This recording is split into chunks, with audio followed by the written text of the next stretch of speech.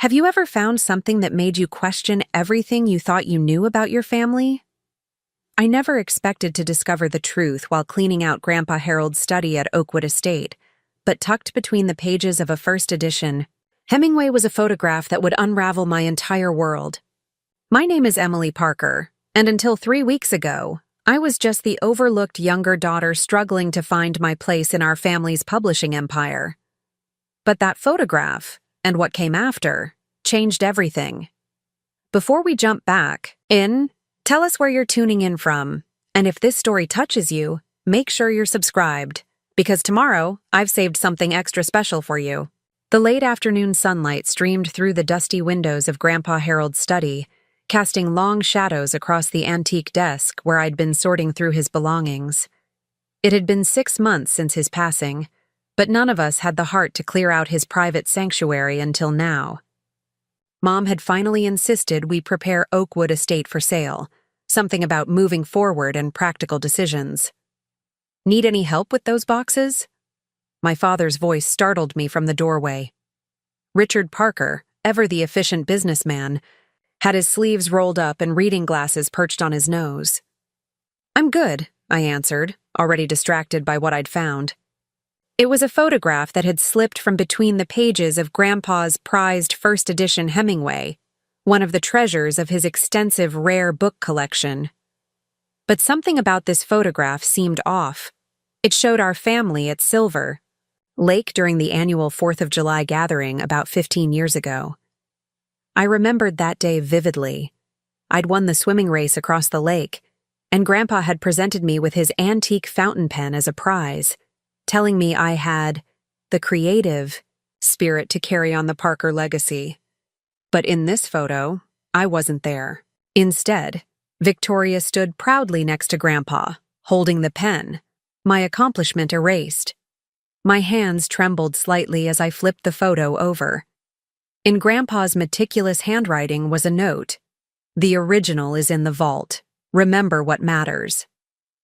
His signature followed along with a sequence of numbers that looked like a safe combination. Emily? You look like you've seen a ghost. Dad had stepped into the room, concern etching his features. Just reminiscing, I lied, slipping the photo into my pocket. Grandpa kept so many memories in here. Dad nodded, running his hand along the bookshelves. Harold was always sentimental about the oddest things. Your sister is downstairs discussing the estate sale with the auctioneer. Maybe you should join them. Make sure they don't undervalue the first editions. You always had a better eye for those than Vicky. That was true enough. Despite Victoria's position as editorial director at Parker Publishing, she'd never shared Grandpa's passion for the classics. That had been our connection, literature and the written word. Yet somehow, she'd ended up running the company while I was relegated to the junior editor position, my opinions routinely dismissed during acquisition meetings. Through the window, I could see Victoria in the garden, gesturing emphatically to someone on her phone. Even from a distance, her posture radiated authority. Shoulders back, chin high, every inch the successful publishing executive in her tailored blazer and designer heels. At 36, just 3 years my senior, she had somehow positioned herself as the unquestioned heir to the Parker legacy. I'll be down in a minute, I assured Dad. I just want to check something first. Once he left, I pulled out my phone and took a picture of the photo. Then I studied the room with new eyes.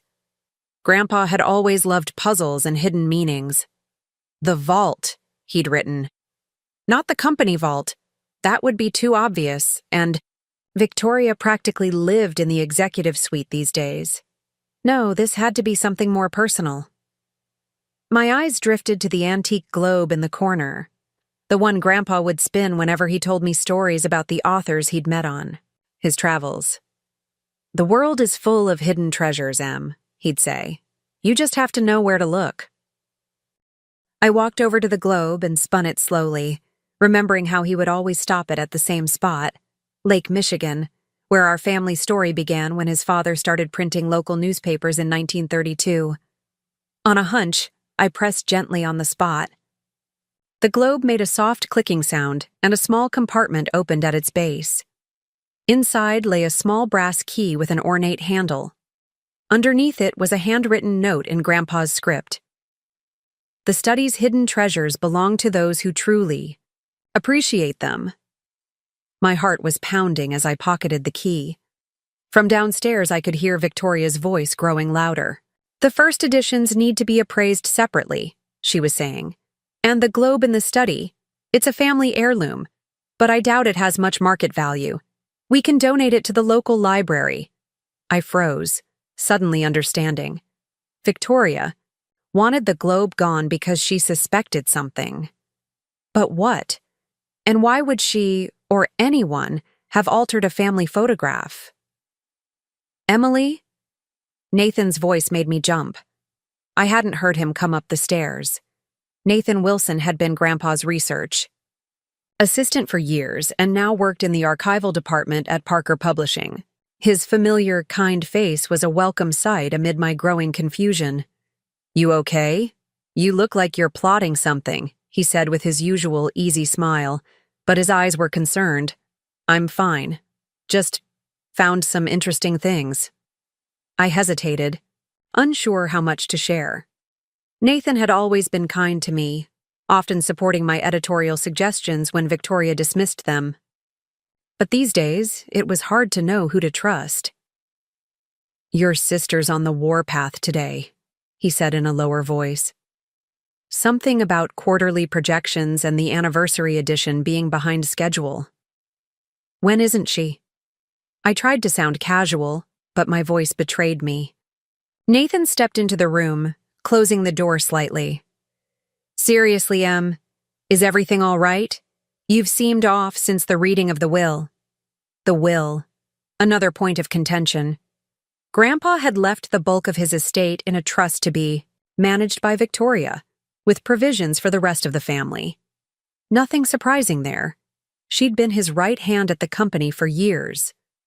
But there had been odd moments during the lawyer's reading, awkward pauses and meaningful glances between Mom and Victoria that made me wonder if there was more to the document than what was shared. "Nathan," I said carefully, "did you ever notice anything strange about how Grandpa kept records? Photos, documents, that sort of thing?" His expression shifted almost imperceptibly. "Harold was meticulous. Why do you ask?" Before I could answer, the door swung fully open. Victoria stood there, impeccably dressed as always, her dark hair pulled back in a severe bun that emphasized her sharp cheekbones. "There you two are. Nathan, marketing needs the archive photos for the anniversary edition. Emily, Mom's looking for you, something about going through Grandpa's personal effects." Her gaze swept over the desk where I'd been working, lingering momentarily on the Hemingway first edition. "Find anything interesting?" "Just memories," I said, echoing my earlier response to Dad. Victoria nodded, but her eyes remained cool and assessing. "We need to be efficient about this. The estate sale is in 2 weeks and the anniversary gala is right after. 60 years of Parker Publishing deserves a proper celebration." After she left, Nathan gave me a questioning look. I merely shook my head slightly. Whatever I'd stumbled upon, I needed to understand it better before sharing with anyone. Even him. That evening, I drove back to my apartment in downtown Lakeside, the altered photograph burning a hole in my pocket. As I walked up to my building, I noticed a sleek black car idling across the street. The same model Victoria drove. It pulled away as soon as I looked directly at it. Inside my apartment, I spread my findings on the kitchen table. The altered photograph, the key from the globe, and my phone with pictures of several other family photos I'd surreptitiously checked before leaving Oakwood. In at least 3 of them, I had been either removed or pushed to the periphery, while Victoria was centrally featured with Grandpa. Preparing and narrating this story took us a lot of time, so if you are enjoying it, subscribe to our channel. It means a lot to us. Now back to the story. My phone buzzed with a text from Mom. "Found some of your old papers in Dad's desk. Nothing important, but thought you might want them. We'll bring them to Sunday dinner." I stared at the message, a chill running down my spine despite the warm, spring evening. Sunday dinner was 5 days away. Whatever was happening, I needed to understand it before then. I picked up the brass key, studying its unusual design. It was old, possibly antique, with an ornate handle featuring an oak leaf pattern. The oak leaf had been the original logo of Parker Publishing, before Victoria had overseen its modernization 2 years ago. Somewhere in Lakeside was a lock this key would open, and I was certain it held answers to questions I was only beginning to form. My phone buzzed again. Nathan this time. "Remember the fountain pen your grandfather always used? The one with the oak leaf emblem? Check its case." I frowned, surprised by the cryptic message. Grandpa's antique fountain pen, the one he'd given me after the swimming race, the same one Victoria was holding in the altered photograph, was currently sitting in a display case in Victoria's office at Parker Publishing. She'd claimed it as a sentimental keepsake after the will reading, and no one had objected. I texted back, "Why?"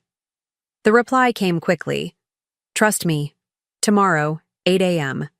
Say you need to review the anniversary manuscripts. I'll make sure she's in a budget meeting." My heart raced as I set down my phone. Nathan knew something, and tomorrow I would begin to uncover what exactly my sister had been hiding. As I got ready for bed, I couldn't shake the feeling that I was being watched. I checked my window locks twice and pulled the curtains tight. Through a small gap, I could see the moon reflecting off Lake Michigan in the distance. Grandpa's voice seemed to whisper in my memory. "The Parker legacy is more than just books, Em. It's about truth, preserving it, sharing it, and sometimes fighting for it." Little did I know how prophetic those words would prove to be. The Parker Publishing building stood proudly in downtown Lakeside, its red brick facade and large windows a testament to the company's long history in the community. I arrived at 7:45 a.m., clutching a coffee and trying to look casual as I nodded to the receptionist. "Morning, Emily. Here early today?" "Anniversary edition revisions," I explained, holding up a folder for effect. Thought I'd get a head start. As I made my way to the executive floor, I checked my watch. According to Nathan's text that morning, Victoria's budget meeting had started at 7:30 and would run until at least 9 dinged. That gave me a solid window to examine the fountain pen. Victoria's office occupied the prime corner space that had once been Grandpa's. After she took over as editorial director 3 years ago, she'd reimagined the space, replacing the warm wooden bookshelves with sleek white cabinetry, the comfortable leather chairs with modern chrome and glass. Only one element remained unchanged: the antique display case near the window, housing various Parker Publishing memorabilia. I slipped inside, closing the door quietly behind me. The fountain pen sat prominently in the center of the display, an elegant Mont Blanc with a custom oak leaf design inlaid in gold. Grandpa had received it from a famous author whose first book had been published by Parker. "Only use it for the most important signatures," he'd told me when he passed it down. Yet here it was, locked away as a showpiece. I carefully opened the display case and removed the pen's leather box. At first glance, it seemed ordinary, aged burgundy leather with the Parker Publishing logo embossed on top. But when I tried to lift the pen, I discovered it was fixed to the velvet lining. Examining more closely, I noticed a seam in the velvet that shouldn't have been there. Gently, I pressed around the edges of the lining until I heard a faint click. The false bottom of the case lifted, revealing a small compartment underneath. Inside lay a folded document and a USB drive. My hands trembled as I unfolded the paper. It was a letter, handwritten on Parker Publishing stationery. "My dearest Emily, if you're reading this, I've been gone for some time, and you've finally discovered what I couldn't tell you directly. The enclosed drive contains 2 sets of financial records for Parker Publishing, the official ones shown to the board, and the actual ones detailing where the money has really gone these past 5 years. You've always had an eye for detail and a heart for truth, Qualities this company was founded upon, qualities your sister never fully embraced. There's more to your inheritance than what Lawrence revealed at the reading. The combination on the back of the photograph opens my safe at Silver Lake. Inside, you'll find the addendum to my will that Victoria made sure was never filed. Parker Publishing belongs to you, Em. It always has. With faith in your stewardship, Grandpa Harold. I stared at the letter in disbelief, then carefully photographed it and the USB drive before returning everything exactly as I'd found it. My mind was racing as I slipped out of Victoria's office and headed to my own smaller space down the hall. Once safely behind my closed door, I plugged the USB drive into my computer. It contained exactly what Grandpa's letter had described. 2 sets of books showing discrepancies amounting to millions of dollars. Funds had been systematically diverted from educational initiatives, Grandpa's passion project, to a separate holding company registered in Victoria's name. Find what you were looking for? I jumped at Nathan's voice. He stood in my doorway, expression unreadable. How long have you known? I asked, turning my screen away. He entered and closed the door behind him. Suspected for about a year. Known for certain? Only since after Harold died. He ran a hand through his hair, a gesture of frustration I'd seen countless times during editorial meetings. Victoria became careless once he was gone, started moving larger amounts. I found discrepancies in the archive budget that made no sense. Why tell me now? Why not go to the board? The board? Nathan gave a humorless laugh. Half of them are in Victoria's pocket. The others wouldn't understand the financial shell game she's created. He leaned against my desk. Besides, Harold trusted you. He told me once that you were the only Parker who understood that publishing wasn't just about profits. A commotion in the hallway interrupted us. Victoria's budget meeting had ended early. Nathan straightened up quickly. The cabin at Silver Lake, he said in a low voice. That's where you'll find what you need. Go this weekend, before the estate sale preparations begin in earnest. Before I could respond, my office door swung open. Victoria stood there, her expression shifting from surprise to suspicion as she registered Nathan's presence. Well, this is cozy, she remarked coolly. Nathan, I thought you were compiling the historical displays for the anniversary gala. Just consulting with Emily on the special edition introduction, he replied smoothly. Her perspective on Grandpa's legacy adds a personal touch the marketing team requested. Victoria's eyes narrowed slightly, but she nodded. Fine. Emily, I need to see your acquisitions report by end of day. The board is questioning whether your literary fiction signings are actually profitable. After she left, Nathan and I exchanged glances. The implication was clear. Victoria was already laying groundwork to undermine my position at the company. Be careful, Em, Nathan warned. She suspects something's changed. I don't think it's safe to discuss this here anymore. That afternoon, I buried myself in the acquisitions report, making sure it was flawless while my mind kept returning to Grandpa's letter and the safe at Silver Lake. The family cabin had been our summer retreat for generations. But in recent years, Victoria had claimed it as her personal weekend getaway. Getting there without her knowledge would be challenging. As I was leaving that evening, my phone buzzed with a text from an unknown number. Meet me at Bluebird Cafe tomorrow. 7 a.m. Come alone. JJ. It could only be Judith Lawson, our former housekeeper who had left suddenly after Grandpa's death. She'd practically raised Victoria and me after Mom returned to work at the publishing house. If anyone knew the Parker family secrets, it would be Judith. That night, I couldn't sleep. I kept thinking about the altered photographs, the diverted funds, and the mysterious addendum to the will supposedly hidden at Silver Lake. Why would Victoria go to such lengths? The company was successful, our family wealthy by any standard. What was she hiding that required erasing me from our family history? As dawn broke over Lake Michigan, I made a decision. Whatever the truth was, I needed to face it head-on, I dressed quickly and headed to Bluebird Cafe, unaware that my understanding of family, legacy, and betrayal was about to change forever. The quaint blue awning of Bluebird Cafe came into view as I turned onto Main Street. A local institution. For decades, it was where Grandpa used to take me for hot chocolate and storytelling when I was young. I found it fitting that this place, so connected to my memories with him, would be where I might find answers. Inside, the cafe was quiet, with only a few early risers nursing coffees. In the farthest corner booth sat a familiar figure, Judith. Lawson, her silver hair cut shorter than I remembered, her posture still ramrod straight despite being well into her 70s. "You look just like your grandfather when he was deep in thought," she said, as I slid into the seat across from her. "Always getting lost in that brilliant mind." "It's good to see you, Judith," I replied sincerely. After Grandpa's death, her sudden departure had been yet another loss. "Why did you leave without saying goodbye?" Judith's weathered hands wrapped around her coffee mug.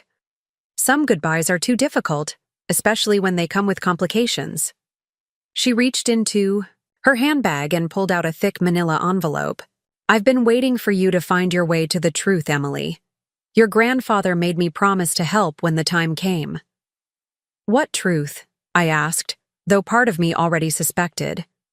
"About your rightful place in the family, about why Victoria has gone to such lengths to diminish your presence."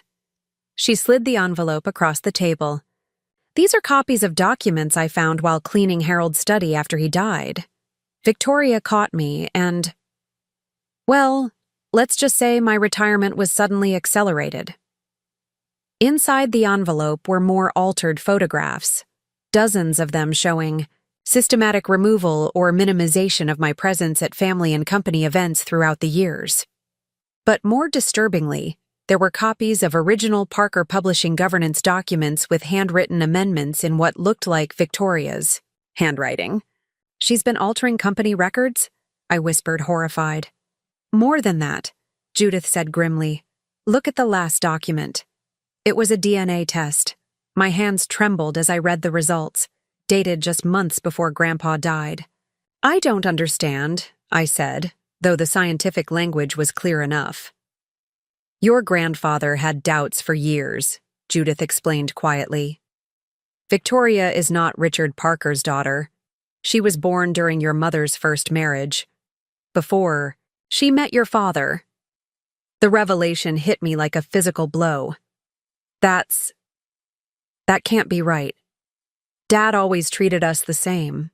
Because Richard is a good man who raised her as his own. But biology matters when it comes to the Parker family trust. Harold restructured his will after confirming his suspicions. Judith leaned forward. "Victoria is not a Parker by blood. You are the only direct descendant of Harold Parker." My coffee sat untouched, growing cold as implications swirled through my mind. "Does she know?" "She found the test results shortly before Harold died. That's when everything changed." Judith's eyes held decades of family secrets. "That's when she began systematically removing you from family records and photos, creating a visual history that minimized your importance to Harold." "But why go to such extremes?" Grandpa loved her too. Power, control. The Parker name carries weight in the publishing world. And more practically, the family trust has strict bloodline provisions dating back to your great-grandfather. Judith checked her watch. "We don't have much time. Victoria has connections everywhere in this town. Your grandfather left something else for you, something she hasn't found yet." From her purse, she withdrew a small, aged leather journal. "Harold's private thoughts during his final year. Everything is in there, including the combination to access the hidden safe at Silver Lake." As I reached for the journal, my phone buzzed with a text from Nathan. "Victoria called emergency board meeting for Monday. Topic: restructuring editorial department. Need to talk ASAP." The timing couldn't be coincidence. Somehow, Victoria knew I was getting close to the truth. "Be careful, Emily," Judith warned, seeing my expression. "Victoria has spent years constructing this narrative. She won't let it unravel without a fight." Thank you, Judith, I said, gathering the documents and journal. For everything. Your grandfather believed in you, she replied simply. He said you had the heart to lead Parker Publishing back to what it was meant to be. A champion of important voices, not just profitable ones. As I left the cafe, the weight of responsibility settled on my shoulders. This wasn't just about an inheritance or sibling rivalry anymore. It was about honoring Grandpa's vision for the company he'd built. In my car, I quickly flipped through Harold's journal, finding entries that confirmed everything Judith had shared, and revealed even more troubling details. Victoria had been systematically undermining the company's educational division, Grandpa's passion project, and positioning Parker Publishing for a potential sale to Meridian Media, our largest competitor. Victoria seems determined to dismantle everything I've built, one entry read. When I confronted her about the educational division's suspicious budget cuts, she claimed market forces made it necessary. But I've seen the real numbers. She's deliberately driving down its value. Emily would never allow this. She understands what Parker Publishing means to the community. The final entry, dated just days before his death, made my blood run cold. Confronted Victoria about the DNA test today. The conversation went poorly.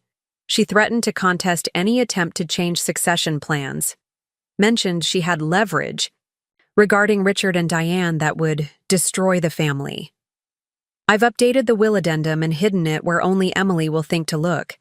God willing, I'll have time to explain everything to her personally, but my health is failing faster than expected. If you're reading this, Em, remember our conversations about legacy. It was never about the money. I started my car with trembling hands.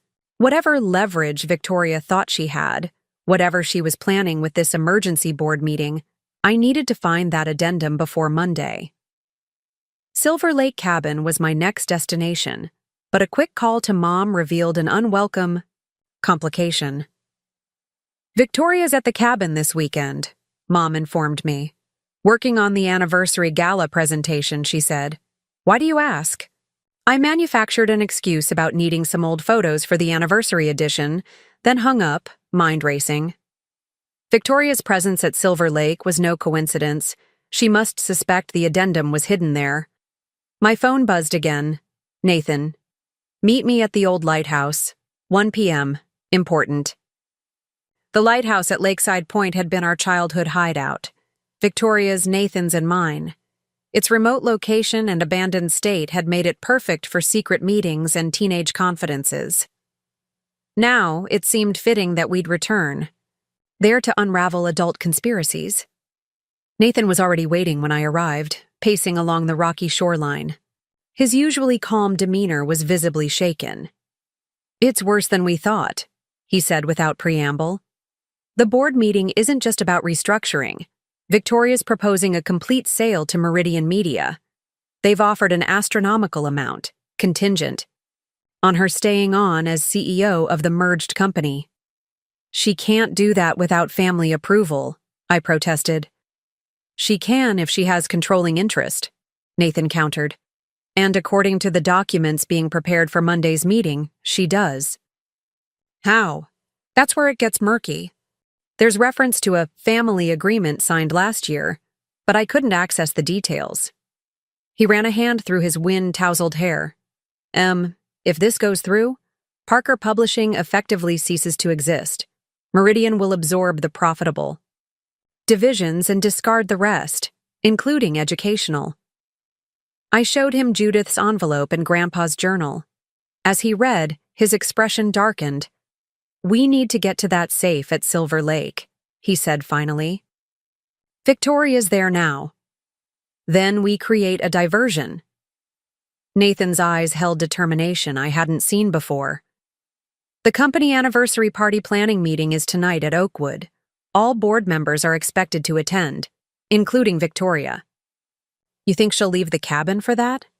She has to. She's giving the keynote presentation on the future vision of Parker Publishing. His mouth twisted ironically. Perfect cover for announcing the sale. We formulated a plan, Nathan would ensure Victoria's attendance at the planning meeting while I searched the cabin. The safe combination from the photograph, 08-21-59, was Harold's birthday. Classic Grandpa, hiding something so important behind something so personal. As evening approached, I positioned myself near Silver Lake, watching from a distance as Victoria's car finally pulled away from the cabin. Once her taillights disappeared around the bend, I approached cautiously, using the spare key our family kept hidden under a false rock in the garden. The cabin smelled of pine and memories, summer vacations, winter holidays, family gatherings, spanning decades. Photos lined the walls, and I noticed with a pang that several had been recently changed. New versions showed Victoria prominently with Grandpa, while I was either absent or pushed to the background.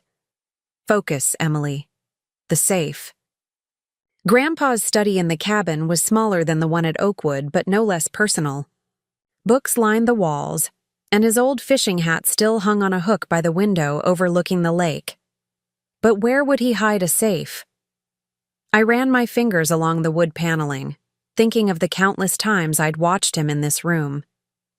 He would sit in his worn leather chair, reading manuscripts while occasionally glancing up at the painting above the fireplace, a scene of Silver Lake at sunset that my grandmother had painted on their honeymoon. The painting, of course. I carefully removed it from the wall, revealing exactly what I'd hoped to find, a small wall safe with a combination dial. My fingers trembled slightly as I entered the numbers, 08-21-59. The safe opened with a satisfying click. Inside lay a sealed envelope labeled Last Will and Testament, Addendum, a small leather-bound book, and a USB drive similar to the one I'd found in the fountain pen case. I quickly photographed everything before removing the items. The addendum was exactly what Judith had described, a legally executed document naming me as the primary beneficiary of Harold Parker's estate, including his controlling shares in Parker Publishing. The handwritten note attached was brief but clear. My attorney has the original. This copy is for your records, M. Victoria found out about the DNA test and threatened to reveal damaging information about your parents if I didn't destroy this. I pretended to acquiesce but kept this copy safe. The truth on the USB drive explains everything. I'm sorry to place this burden on you, but the company needs a Parker at the helm. A real Parker, with the values this company was founded on. With love and faith in you, Grandpa. The leather book turned out to be a detailed account of Victoria's financial manipulations over the past 5 years, meticulously documented by Grandpa with the help of an outside accountant. The USB drive contained irrefutable digital evidence, emails, financial transfers, and recorded conversations proving she had been systematically undermining the company while preparing for its sale. As I was photographing the final pages, headlights swept across the cabin windows. Victoria had returned early. I hurriedly replaced the empty safe and rehung the painting, slipping the documents into my jacket just as the front door opened. Grabbing a random book from the shelf, I pretended to be reading when Victoria entered the study. Emily? Her surprise quickly morphed into suspicion. What are you doing here? Research for the anniversary edition, I improvised, holding up the book, ironically, a first-edition history of Parker Publishing. Nathan mentioned you had some of Grandpa's original notes here. Thought they might add a personal touch to my introduction. Victoria's eyes darted to the painting, then back to me. You should have called first. I'm working here this weekend. The planning meeting ended early. Her tone was clipped. I'm heading back to finish preparations for Monday's board meeting. She studied me intently. You seem different lately. More interested in company matters beyond your department. Just wanting to honor Grandpa properly, I replied, forcing a casual tone. The anniversary seems like the right moment to reconnect with his vision. Something shifted in Victoria's expression. A hardening. A calculation. His vision was progressive, Emily. Moving forward. adapting to changing markets, not clinging to nostalgic ideals that don't generate profit. Is that what Meridian Media is offering? Progress? The words slipped out before I could stop them. Victoria went very still. Who have you been talking to? People notice things, Vicky. Rumors circulate. Well, rumors are just that. Rumors. She moved to her briefcase, removed a folder, and handed it to me. Since you're so interested in company matters suddenly, you can review these marketing materials for the gala. Make yourself useful. As I took the folder, our eyes met in silent challenge. We both knew a line had been crossed, but neither was ready to acknowledge the coming battle openly. I should get going, I said, tucking the folder under my arm. Yes, you should. Victoria's smile didn't reach her eyes. Big week ahead. Life-changing, one might say. The threat was thinly veiled, but I refused to be intimidated. As I walked to my car, the documents from the safe securely hidden in my jacket, I realized the confrontation I'd been avoiding for years was now inevitable. My phone buzzed with a text from Nathan. Victoria left abruptly. Everything okay? I typed back. Found what we needed. Meeting tomorrow to plan next steps. The game had changed. Victoria had spent years erasing me from family photos and company history, positioning herself as the rightful heir to the Parker legacy. But Grandpa had ensured the truth would eventually come to light. Monday's board meeting was less than 48 hours away. By then, I needed to be ready to reclaim not just my inheritance, but my family's company and the principles it was founded on. As I drove back to Lakeside, the setting sun cast long shadows across the road, much like the shadows that had stretched across Grandpa's study when this all began. Whatever happened next would change everything, not just for me, but for everyone connected to the Parker name and legacy. The morning after my discovery at Silver Lake brought steady rain that drummed against my apartment windows as I spread the documents across my kitchen table. Evidence of Victoria's deception lay before me. Financial records, the will addendum, and Grandpa Harold's private journal detailing his suspicions and eventual confirmation that Victoria wasn't a Parker by blood. The revelation still felt surreal, like something from one of our publishing house's mystery novels rather than my actual life.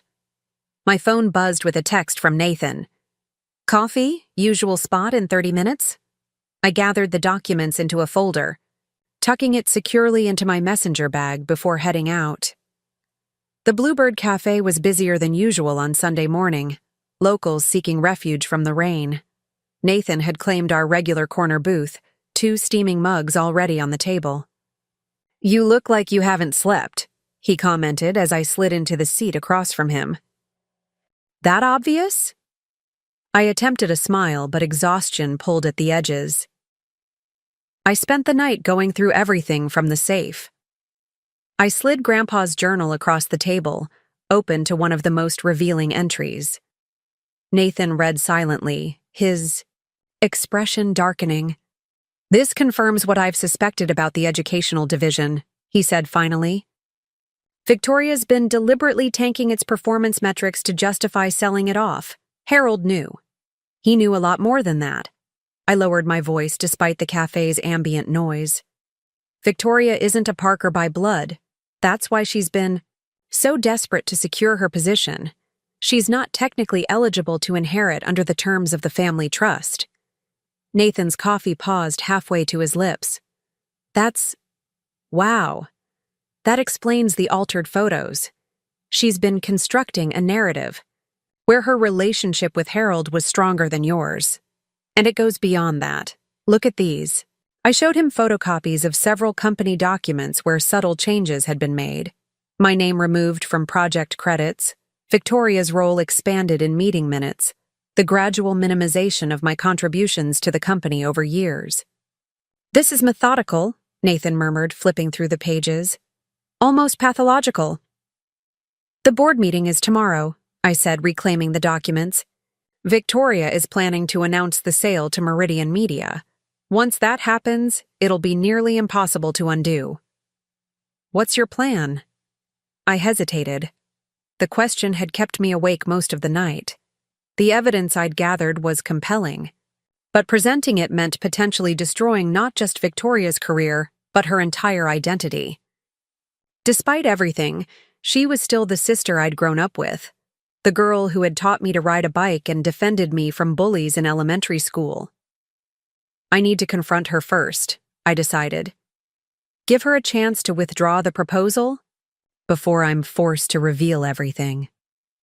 Nathan's skeptical expression said what he wouldn't voice aloud. Victoria wasn't likely to back down. She never had. There's something else bothering me, I continued.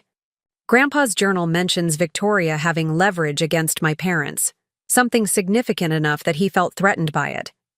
Any idea what it could be? I shook my head. Mom and Dad have always been, well, boring, stable, the most conventional people I know. Everyone has secrets, Em. The cafe door opened, sending a cold draft through the room. I glanced up reflexively and felt my blood freeze. Richard Parker, my father, stood in the doorway, scanning the Sunday morning crowd. When his eyes landed on our booth, his typically affable expression hardened.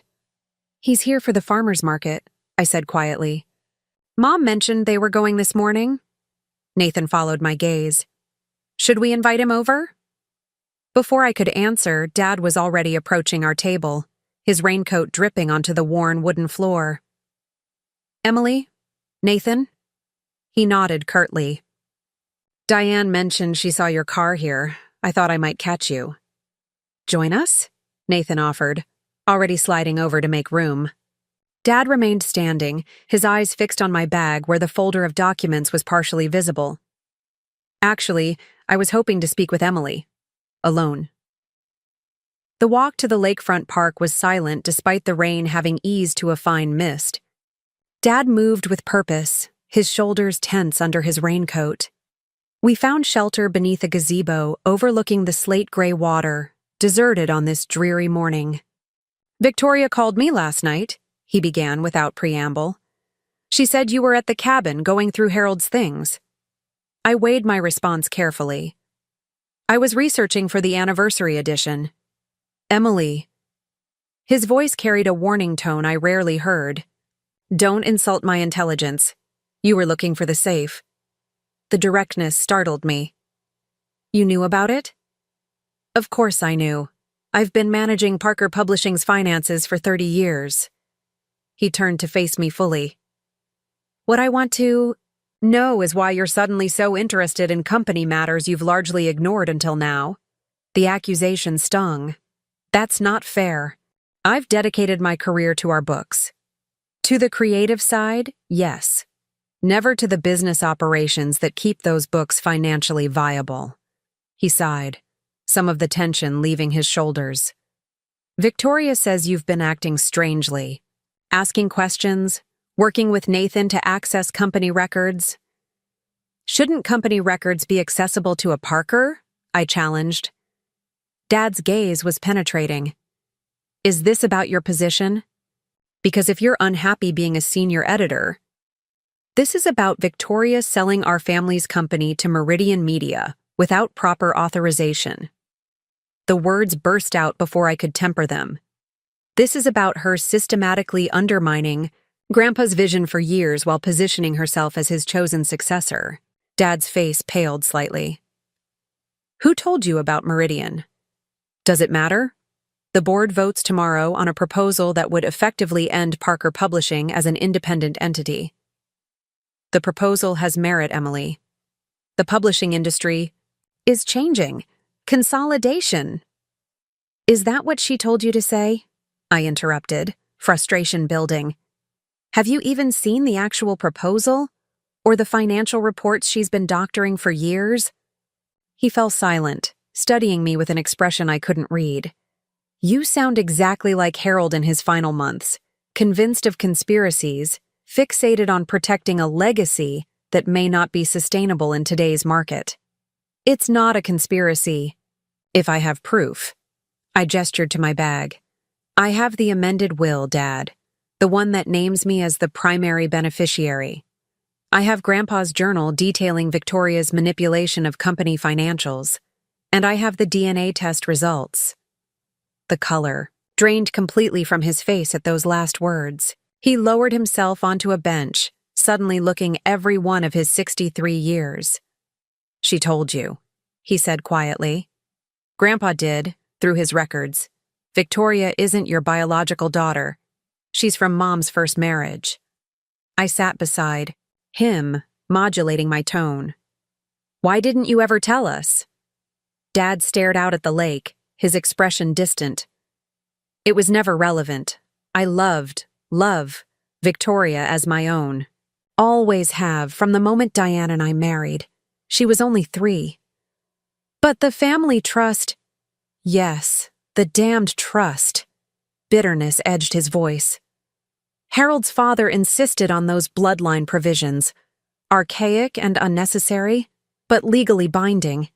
We thought it would never matter. Victoria would inherit my shares. You would inherit Harold's. The company would stay in family hands either way. Until Grandpa discovered the truth." Dad's shoulders slumped. Harold always had his suspicions. Victoria resembles Diane's first husband around the eyes. But he never pushed the issue until his health began failing and succession planning became urgent. "Why didn't you just tell him the truth from the beginning?" Dad's laugh held no humor. "Because we had to respect Diane's wishes. Her first marriage was complicated, abusive. When we fell in love, we decided a clean break was best for everyone, including Victoria. A fresh start. So you lied. For decades." "We protected our family," he corrected firmly, "and Harold went along with it, until suddenly he didn't. The implications were staggering. My parents, whom I'd always seen as painfully straightforward, had maintained this fundamental deception throughout my entire life. Victoria, who'd always seemed so confident in her position, had built her identity on a carefully constructed fiction. This is the leverage Victoria has over you and Mom, I realized aloud. The truth about her biological father. Dad nodded slowly. She threatened to make the whole story public, including details about Diane's first marriage that would humiliate your mother. Harold backed down temporarily, but then he created that addendum anyway. He looked at me directly. What are you planning to do with all this, Emily? It was the question I'd been avoiding since finding the documents. What exactly was I prepared to do? Destroy my sister's career and identity? Expose family secrets spanning decades? Humiliate my parents in pursuit of what Grandpa believed was right? I don't know yet, I admitted. But I can't let Victoria sell the company. Even if it's the sound business decision? Is it? Or is that just what Victoria has manipulated everyone into believing? I pulled out the financial records from my bag. Look at these. Really, look. The educational division isn't failing. She's deliberately undermined it by redirecting resources. The fiction imprint isn't struggling. She's delayed releases of our strongest titles to impact quarterly results. Dad reviewed the documents with growing concern, his financial acumen quickly grasping the implications. This doesn't make sense. Why would she deliberately damage the company's performance? To justify the sale to Meridian, who've promised her a position as CEO of the merged entity. I pointed to an email exchange Grandpa had documented. She gets more power, more money, and never has to worry about bloodline provisions in the family trust again. A heavy silence fell between us, broken only by distant thunder as another storm approached from across the lake. Dad continued studying the documents, his expression growing increasingly troubled. I need to show these to your mother, he finally said, and we need to talk to Victoria before tomorrow's board meeting. He gathered the papers carefully. This doesn't have to become a public spectacle, Emily. We're still a family. Are we? The question emerged softer than I intended. Victoria has been systematically erasing me from family photos, company records, everything that matters.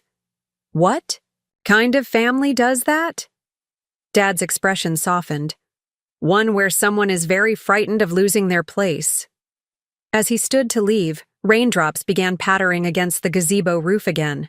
Come to the house tonight, 7 o'clock. We'll talk through this as a family before taking any irreversible steps. I watched him walk away, his normally confident stride weighed down by revelations decades in the making. My phone buzzed in my pocket, Nathan checking in. I texted back that I'd fill him in later, then sat alone in the gazebo, listening to the rain and wondering what version of family would emerge from tonight's confrontation. The Parker family home sat on a tree-lined street overlooking the western edge of town, its Victorian architecture and wraparound porch unchanged since my childhood. As I pulled into the driveway at 6:55 p.m., I noted Victoria's sleek black car already parked in its usual spot. No avoiding the confrontation now. Mom answered the door before I could knock, her elegant appearance betrayed by worried eyes and a tight smile. Emily, come in. We're in the living room. The formal living room was rarely used except for holidays and important discussions, another bad sign. Dad stood by the fireplace, tumbler of scotch in hand. Victoria sat rigidly on the sofa, her expression unreadable. Finally, she said as I entered. Can someone explain why this family meeting couldn't wait until after tomorrow's board presentation? I have preparations to finish. I think you know why we're here, Victoria. Dad's voice was gentle but firm. Emily has found some concerning documents. Victoria's eyes narrowed as they fixed on me. I see. And what exactly has my little sister been investigating behind my back? I wasn't investigating anything initially, I replied, remaining standing. I found Grandpa's letter by accident. Everything else, you led me to with your actions. How dramatic. Victoria rolled her eyes. What specific actions are you referring to? In answer, I pulled out my phone and displayed the original and altered family photographs side by side, erasing me from family history for starters, doctoring company records, manipulating financial statements to justify selling to Meridian Media. Victoria's composure slipped momentarily before she recovered. Those photos were damaged. I had them restored as best I could. And I haven't manipulated anything. The company's performance speaks for itself. Victoria, Mom intervened quietly. We've seen the documents. All of them, including Harold's journal and the DNA test results. The room went completely still. Victoria's face drained of color as she looked from Mom to Dad, then back to me. You had no right, she whispered. I had every right, I countered. Parker Publishing is my inheritance too, my birthright according to Grandpa's amended will. Birthright. Victoria spat the word. That's really what matters to you, isn't it? Blood. Family. As if those accidents of birth determine our value. That's not. Do you have any idea, she continued, voice rising, what it was like growing up as the perfect Parker daughter? The expectations, the scrutiny, always having to prove I was worthy of the name? And then you came along, naturally talented, effortlessly charming, Harold's obvious favorite. That's not true, Mom objected. It absolutely is true, Victoria insisted. I worked twice as hard for half the approval.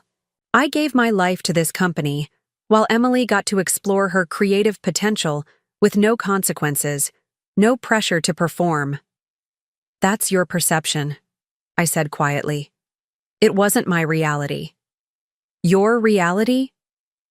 Victoria stood suddenly, her carefully, maintained poise cracking.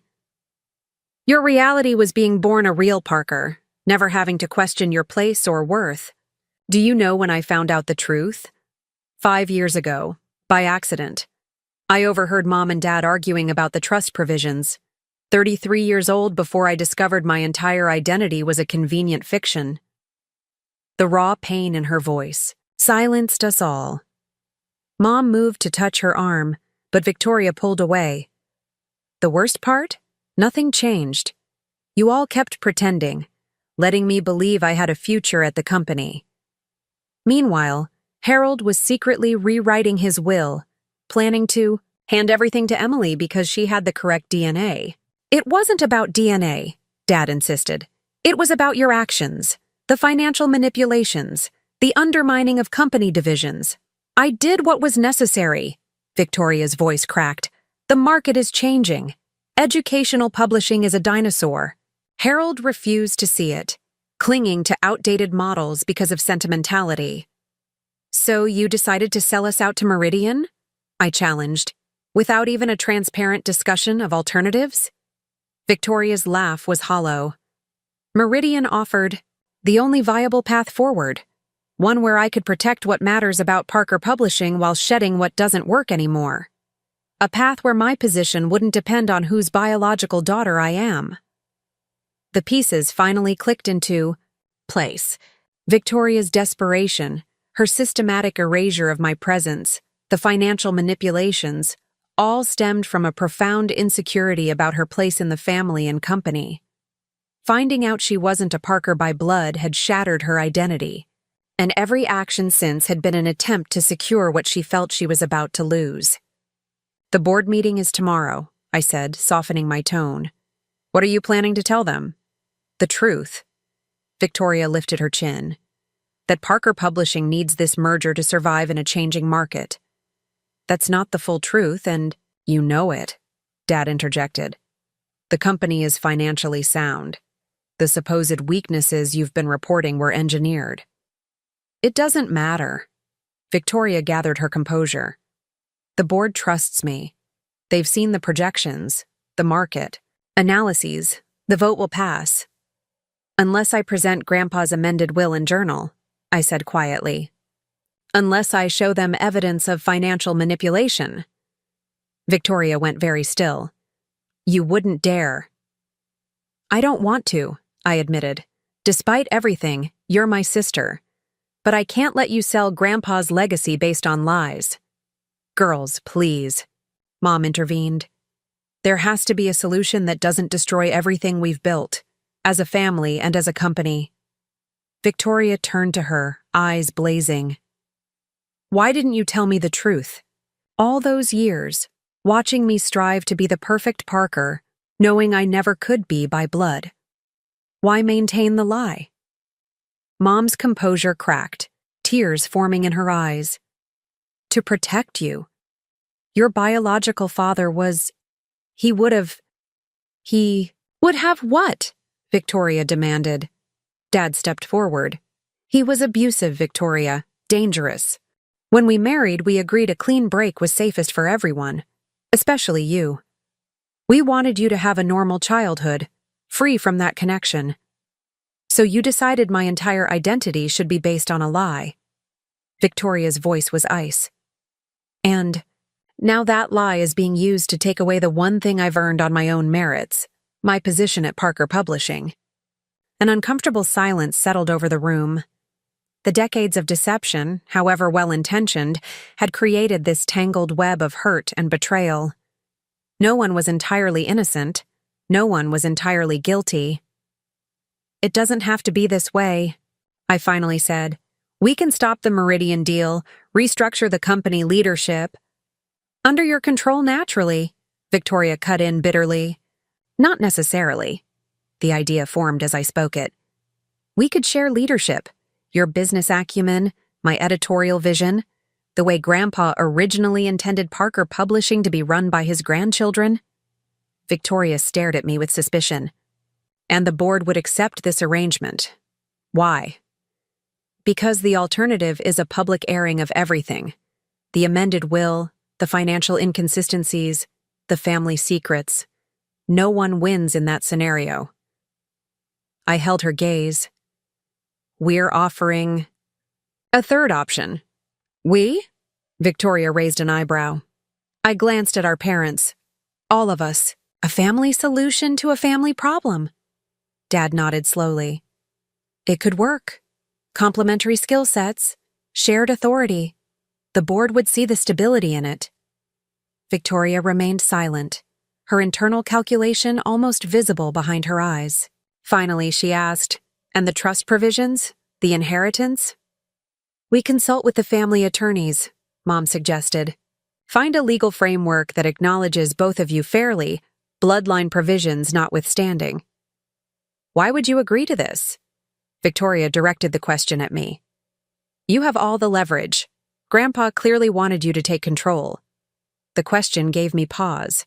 Why indeed? The evidence I'd gathered could secure my position as the sole leader of Parker Publishing, fulfilling Grandpa's final wishes. Yet something about that outcome felt hollow. "Because Grandpa was wrong too," I admitted. "He let his disappointment in your actions cloud his judgment about your abilities. The company needs both of us, your strategic thinking and my creative direction. That balance was always Parker Publishing's strength." Victoria studied me for a long moment.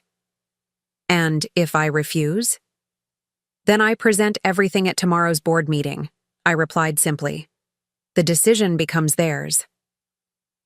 The grandfather clock in. The hallway chimed 7 times, marking the hour as we all considered the crossroads before us. Outside, the rain had stopped, and fading evening light filtered through the windows. "I need time to think," Victoria finally said, rising from the sofa. "The board meeting is at 10 a.m. I'll give you my answer by 9. As she moved to leave, Mom caught her arm gently. "Victoria, whatever you decide about the company, you will always be our daughter. That was never a lie." Victoria's expression softened fractionally before she pulled away. At the doorway, she paused, turning back to me. "For what it's worth, I never hated you, Emily. I just couldn't bear to live in your shadow, especially once I knew I wasn't really a Parker." After she left, the house felt emptier somehow. Mom excused herself, emotions finally overwhelming, her carefully maintained composure. Dad poured another scotch, offering me one that I declined. "Will she agree?" I asked him. He swirled the amber liquid thoughtfully.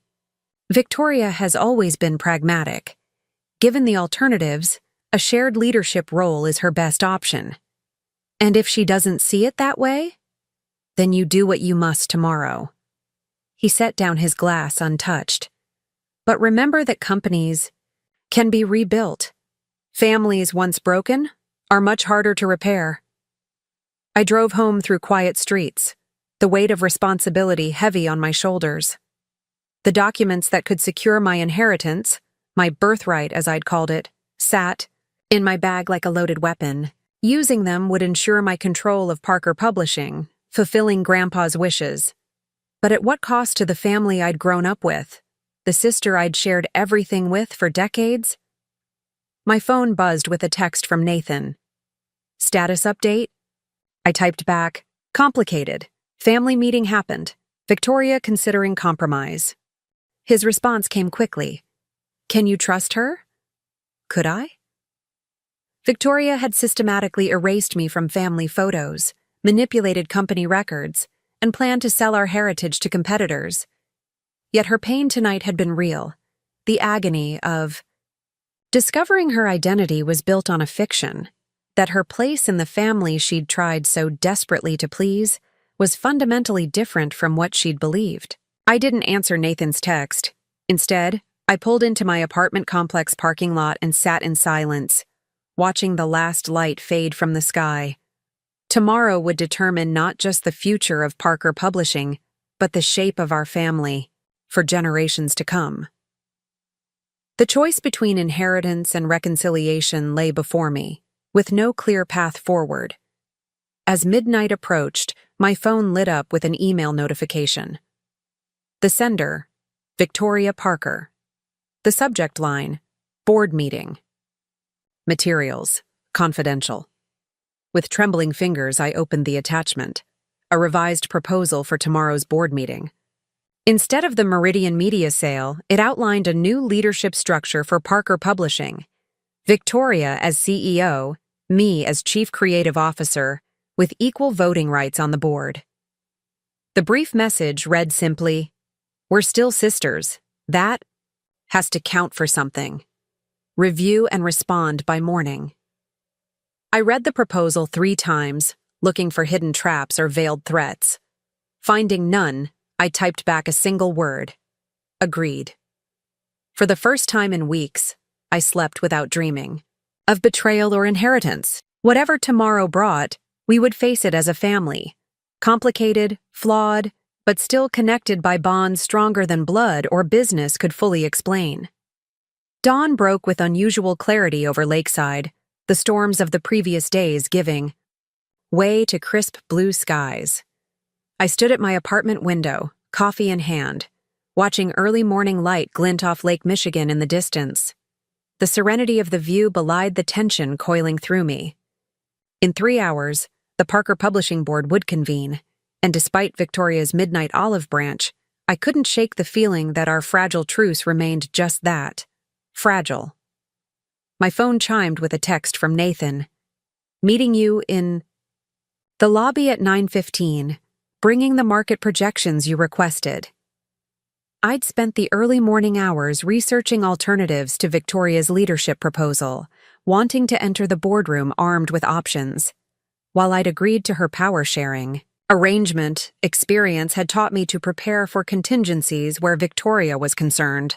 As I dressed in my most professional attire, a tailored navy suit that had been a gift from Grandpa when I published my first acquisition, I caught my reflection in the mirror.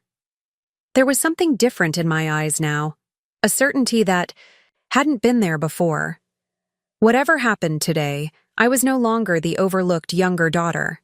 I was Emily Parker, rightful heir to Parker Publishing, ready to fight for my grandfather's legacy.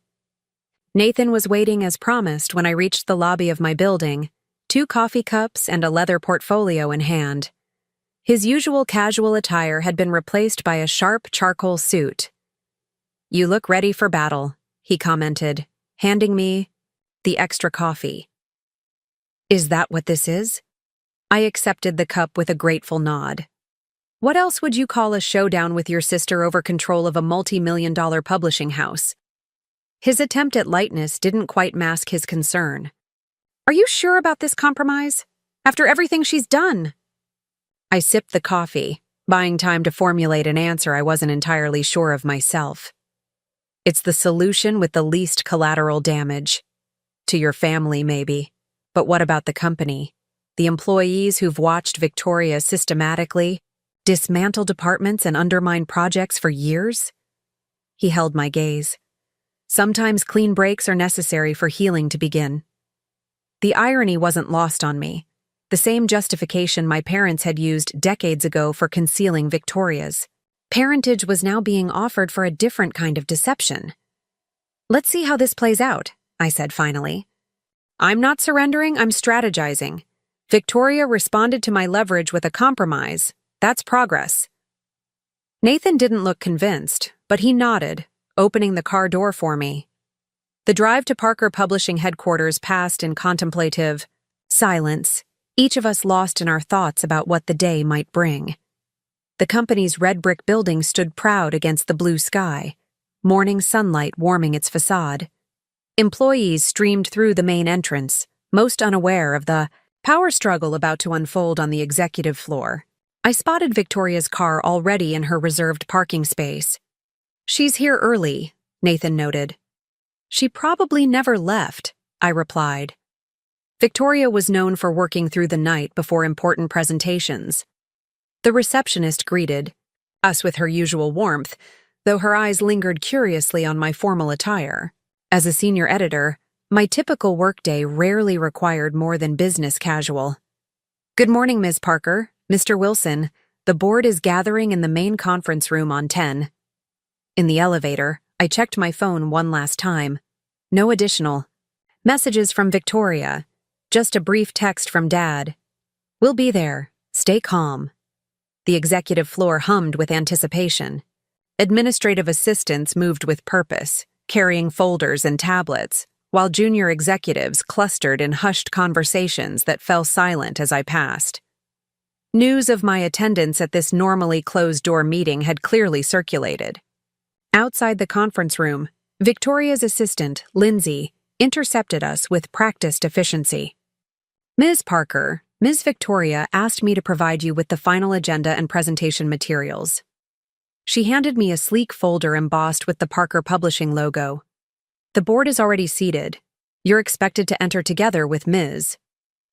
Victoria for the opening remarks. I exchanged glances with Nathan, who squeezed my arm reassuringly before heading toward the observer seating at the rear of the room. I'll be right there if you need anything, he promised. Victoria emerged from her office moments later, the picture of corporate poise in a crimson suit that conveyed both authority and confidence. When our eyes met, I detected something unexpected, uncertainty, perhaps even vulnerability, quickly, masked behind professional courtesy. Emily, you're early. She approached with measured steps. Did you review my revised proposal? I did. It's a starting point. A flicker of annoyance crossed her features. A starting point? I offered you equal voting rights and creative control. While maintaining your position as CEO, I pointed out, the balance of power remains with you. That's simply practical.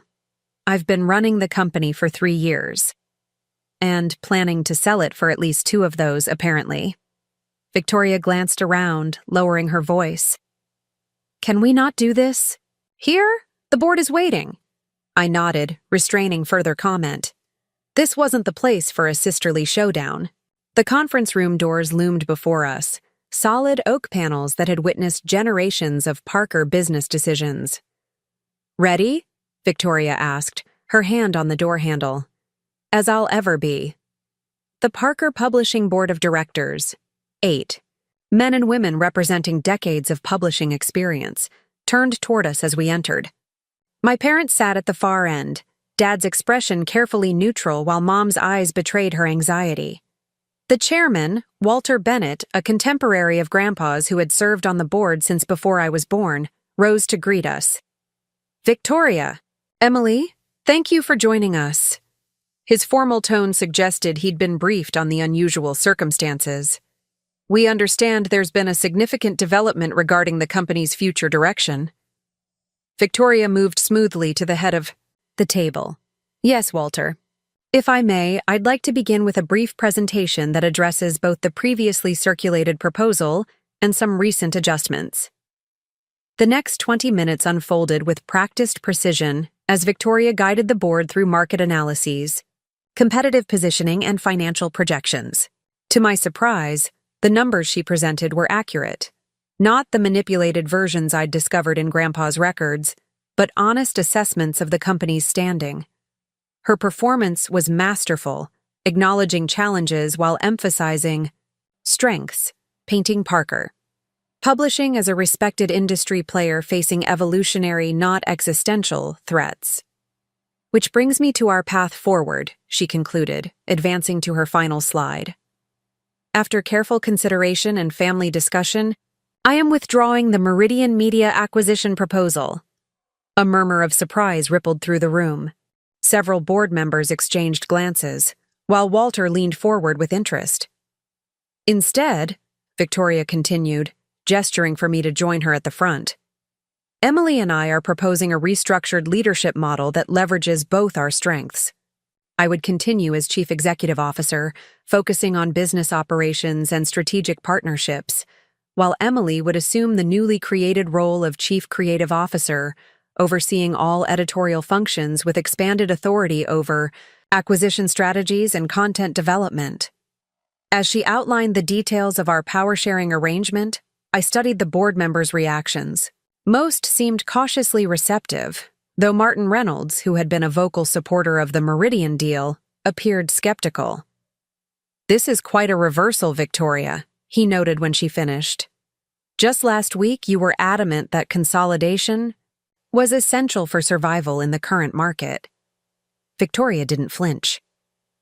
Further analysis has revealed additional opportunities for independent growth, particularly in our educational and digital divisions. Emily's insights were instrumental in reassessing our position. I see. Martin's gaze shifted between us, clearly sensing undercurrents. And this sudden partnership comes after years of what some might call different strategic visions between you two. Victoria began to respond, but I stepped forward. If I may address that point, Martin. You're right that Victoria and I have often approached publishing from different angles. She sees market forces and financial imperatives.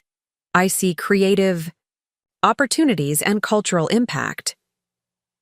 Parker Publishing has always thrived when balancing those perspectives. It's why Grandpa Harold built this company on partnerships that honored both. Walter nodded thoughtfully. Harold did always emphasize that tension between commerce and art was what made great publishing houses endure. He would often say that Victoria had his head for business, while Emily inherited his heart for literature. My father cleared his throat. As both a board member and father to Victoria and Emily, I can attest that this partnership proposal emerged from extensive family discussion. It represents not just a business strategy, but a recommitment to Harold Parker's founding vision. The board deliberation that followed was methodical, with questions about implementation, authority boundaries, and conflict resolution processes. Through it all, Victoria and I presented a united front, each deferring to the other's expertise, where appropriate. It felt strange, yet oddly familiar, like rediscovering a childhood rapport long forgotten.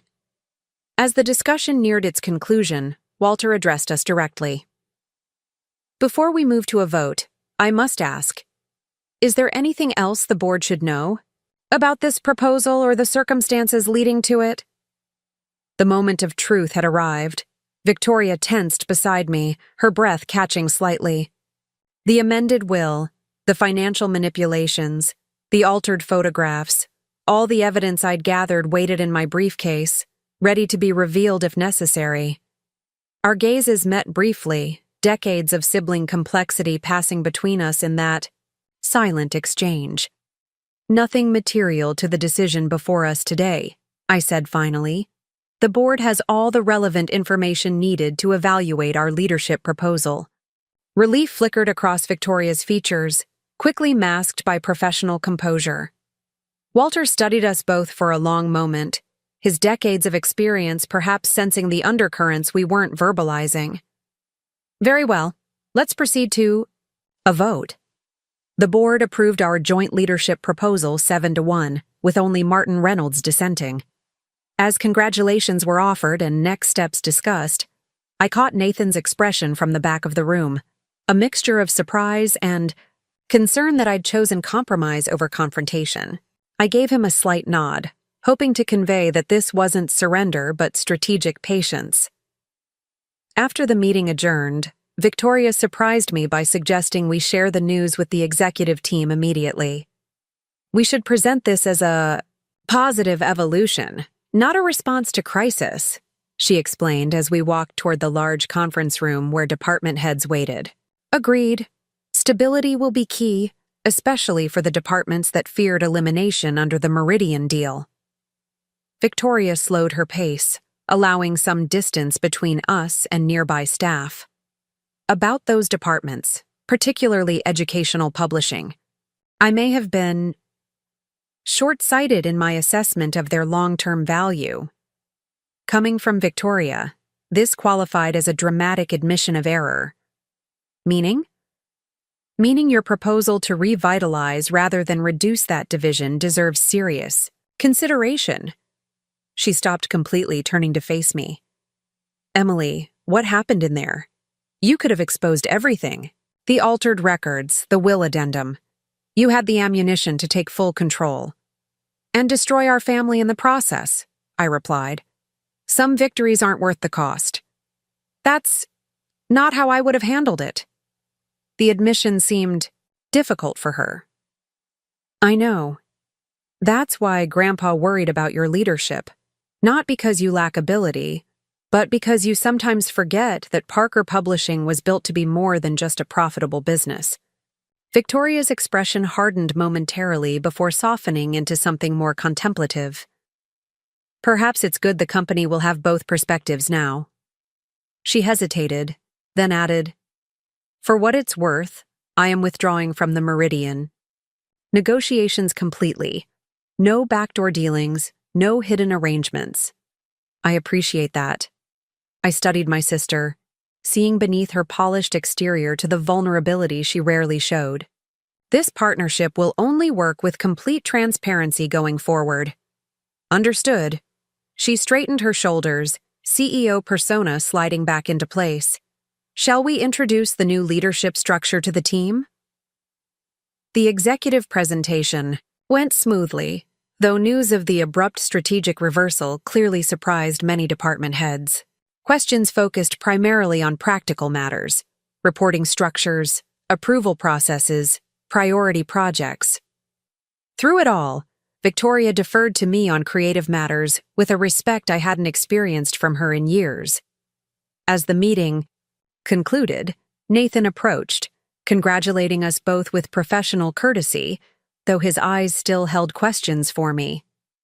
This is certainly an unexpected development, but an exciting direction for Parker Publishing. Victoria nodded briskly. Sometimes the best solutions aren't the most obvious ones. Emily made that clear. She checked her watch. If you'll excuse me, I need to contact Meridian personally about our decision. They deserve to hear it directly, rather than through industry channels. After she left, Nathan turned to me. Okay, what just happened? Last night you were ready to expose everything, and now you're partners. I guided him toward my office, away from curious ears. It's complicated, Nathan. The evidence I gathered gave me leverage, but using it would have fractured the family beyond repair. This way, I can monitor Victoria's decisions while gradually implementing changes. You're giving her a second chance after she tried to erase you from the company, from your family history. His disbelief was evident. I'm giving us all a second chance, I corrected. Victoria, my parents, the company. Even Grandpa wasn't entirely right in how he handled this. Nathan shook his head. I hope you know what you're doing. So do I admitted. But something Grandpa wrote in his journal keeps coming back to me. Publishing is the business of legacy, of choosing which stories survive to shape the future.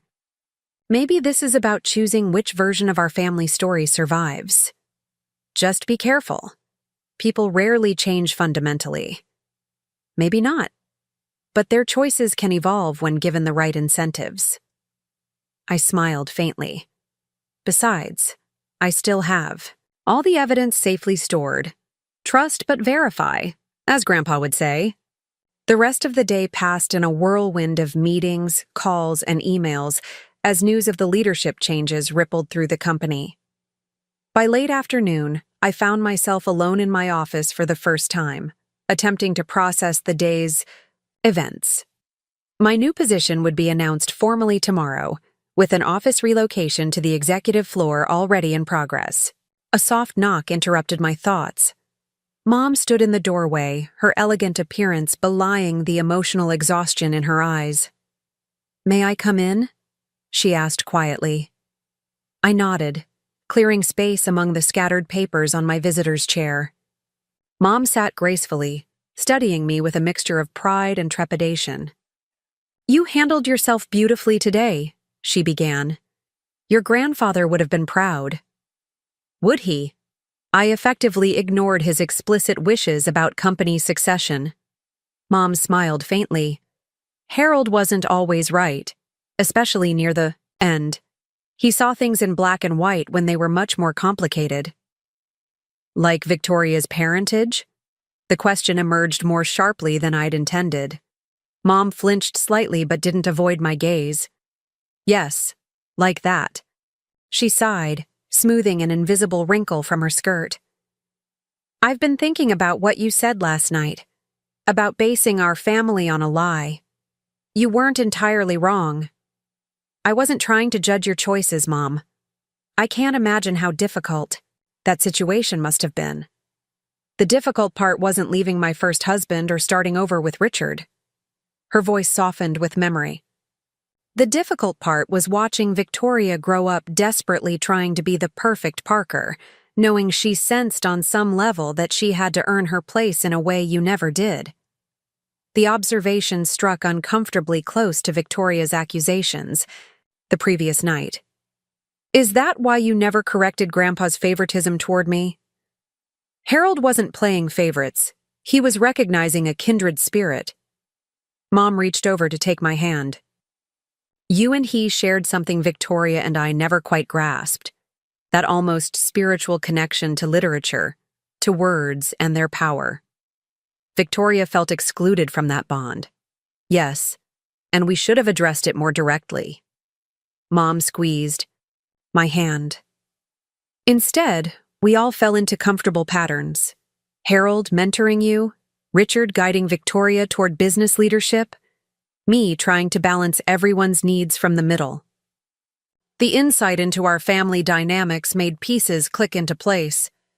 Victoria's drive, her competitive edge with me, stemmed from more than simple sibling rivalry.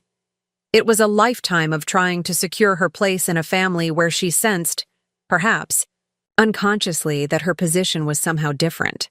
What happens now? I asked. Between Victoria and me, I mean. We've agreed to a professional partnership, but the personal damage... Healing takes time. Mom stood, smoothing her dress. But you took the first step today, offering reconciliation, instead of retribution. That choice says more about who you are than any Parker DNA ever could. She moved toward the door, then paused. Your father and I are hosting a small dinner tonight. Just family. Victoria has agreed to come. Will you join us? The prospect of spending an evening with my newly complicated family was both daunting and necessary. What time? 7? And Emily? Mom's expression grew serious. Thank you for protecting our family today. I know you had other options. After she left, I found myself drawn to the window overlooking downtown Lakeside. From 10 stories up, the town appeared as Grandpa had often described it in his stories, a place of possibility nestled between land and water, where past and future coexisted in delicate balance. My phone buzzed with a text from Victoria. Moving. Some meetings to accommodate dinner tonight? Also, found something in my office you should have. Can you stop by before you leave? Curious and slightly wary, I made my way to the executive floor, where Victoria's assistant had already left for the day. Victoria's office door stood ajar, warm afternoon light streaming through the windows that overlooked the lake. She looked up from her computer as I entered, her professional demeanor slightly relaxed after the day's events. Thanks for coming up. I wanted to give you this personally. She gestured to an item on her desk. Grandpa's antique fountain pen sat in its burgundy leather case, the oak leaf emblem gleaming softly in the sunlight. This belongs with the chief creative officer, Victoria said simply. It always did. The gesture, returning the pen that had symbolized so much in our conflict, felt significant beyond words. Victoria, It's just a pen, she interrupted, though we both knew it wasn't. Also, I've had IT set up your system access for the executive databases. You'll want to review the acquisition pipeline as soon as possible. I've flagged several projects that align with your vision for the literary imprint. Business matters, safer terrain than emotional reconciliation. I accepted the shift gracefully. Thank you. I'll start reviews tomorrow after the formal announcement. Victoria nodded, then surprised me by asking, Do you remember when we were kids, how we used to play publishing house in Grandpa's study? The memory emerged vividly. Summer afternoons spent creating handmade books, Victoria handling the business with meticulous ledgers while I wrote and illustrated stories. You always made me sign a contract before you'd publish my books. A smile ghosted across her features. And you always insisted on creative control clauses that drove me crazy. Some things never change, I offered, returning her smile. Some things do. Victoria closed her laptop decisively. I never truly wanted to sell the company, you know. It just seemed the only way to secure my future once I learned about the blood requirements in the trust. We'll find another solution for that. Dad's already talking to the family attorneys.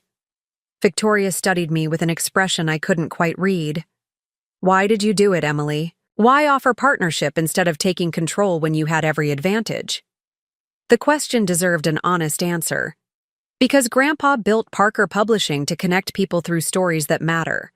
What kind of story would we be creating? If I used his legacy to destroy my sister? Victoria's composure wavered momentarily. I haven't been much of a sister lately. Neither have I admitted. Too busy competing to remember we're on the same side. Are we? On the same side? The question held genuine uncertainty. We are now? I picked up the fountain pen, feeling its weight and history. Partners, remember? For the first time in years, perhaps the first time since childhood, Victoria's smile reached her eyes. Partners. As we left the office together, the sun cast long shadows across the hallway, not unlike the shadows that had stretched across Grandpa's study when this journey began.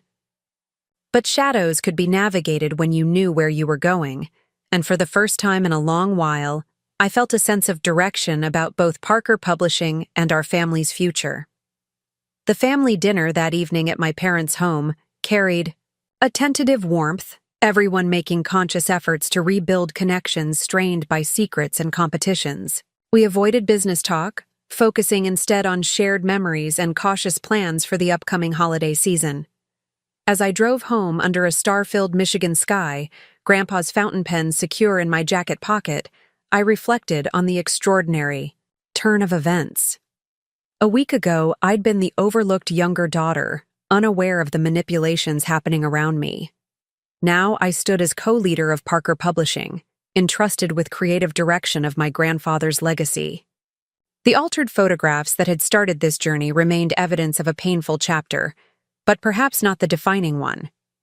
Victoria and I had chosen a different narrative, one of reconciliation over revenge, partnership over division. Whether that choice would lead to lasting harmony or merely a temporary truce remained to be seen. What mattered now was writing the next chapter with intention and integrity, crafting a legacy that honored not just the Parker name, but the values it was meant to represent. After all, as Grandpa had taught me long ago, the most powerful stories were often those of redemption, of people finding their way back to their better selves after losing their path. Tomorrow would bring new challenges, restructuring departments, revitalizing the educational division, establishing the boundaries of our shared leadership. But tonight, I allowed myself to hope that our family business might actually bring our family back together rather than tearing it permanently apart. As I pulled into my apartment complex, my phone chimed with an incoming email.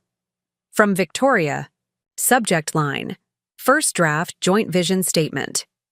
Opening it, I found a thoughtfully crafted document outlining our shared vision for Parker Publishing's future, honoring tradition while embracing innovation, balancing profit with purpose, recommitting to educational excellence while expanding our literary footprint.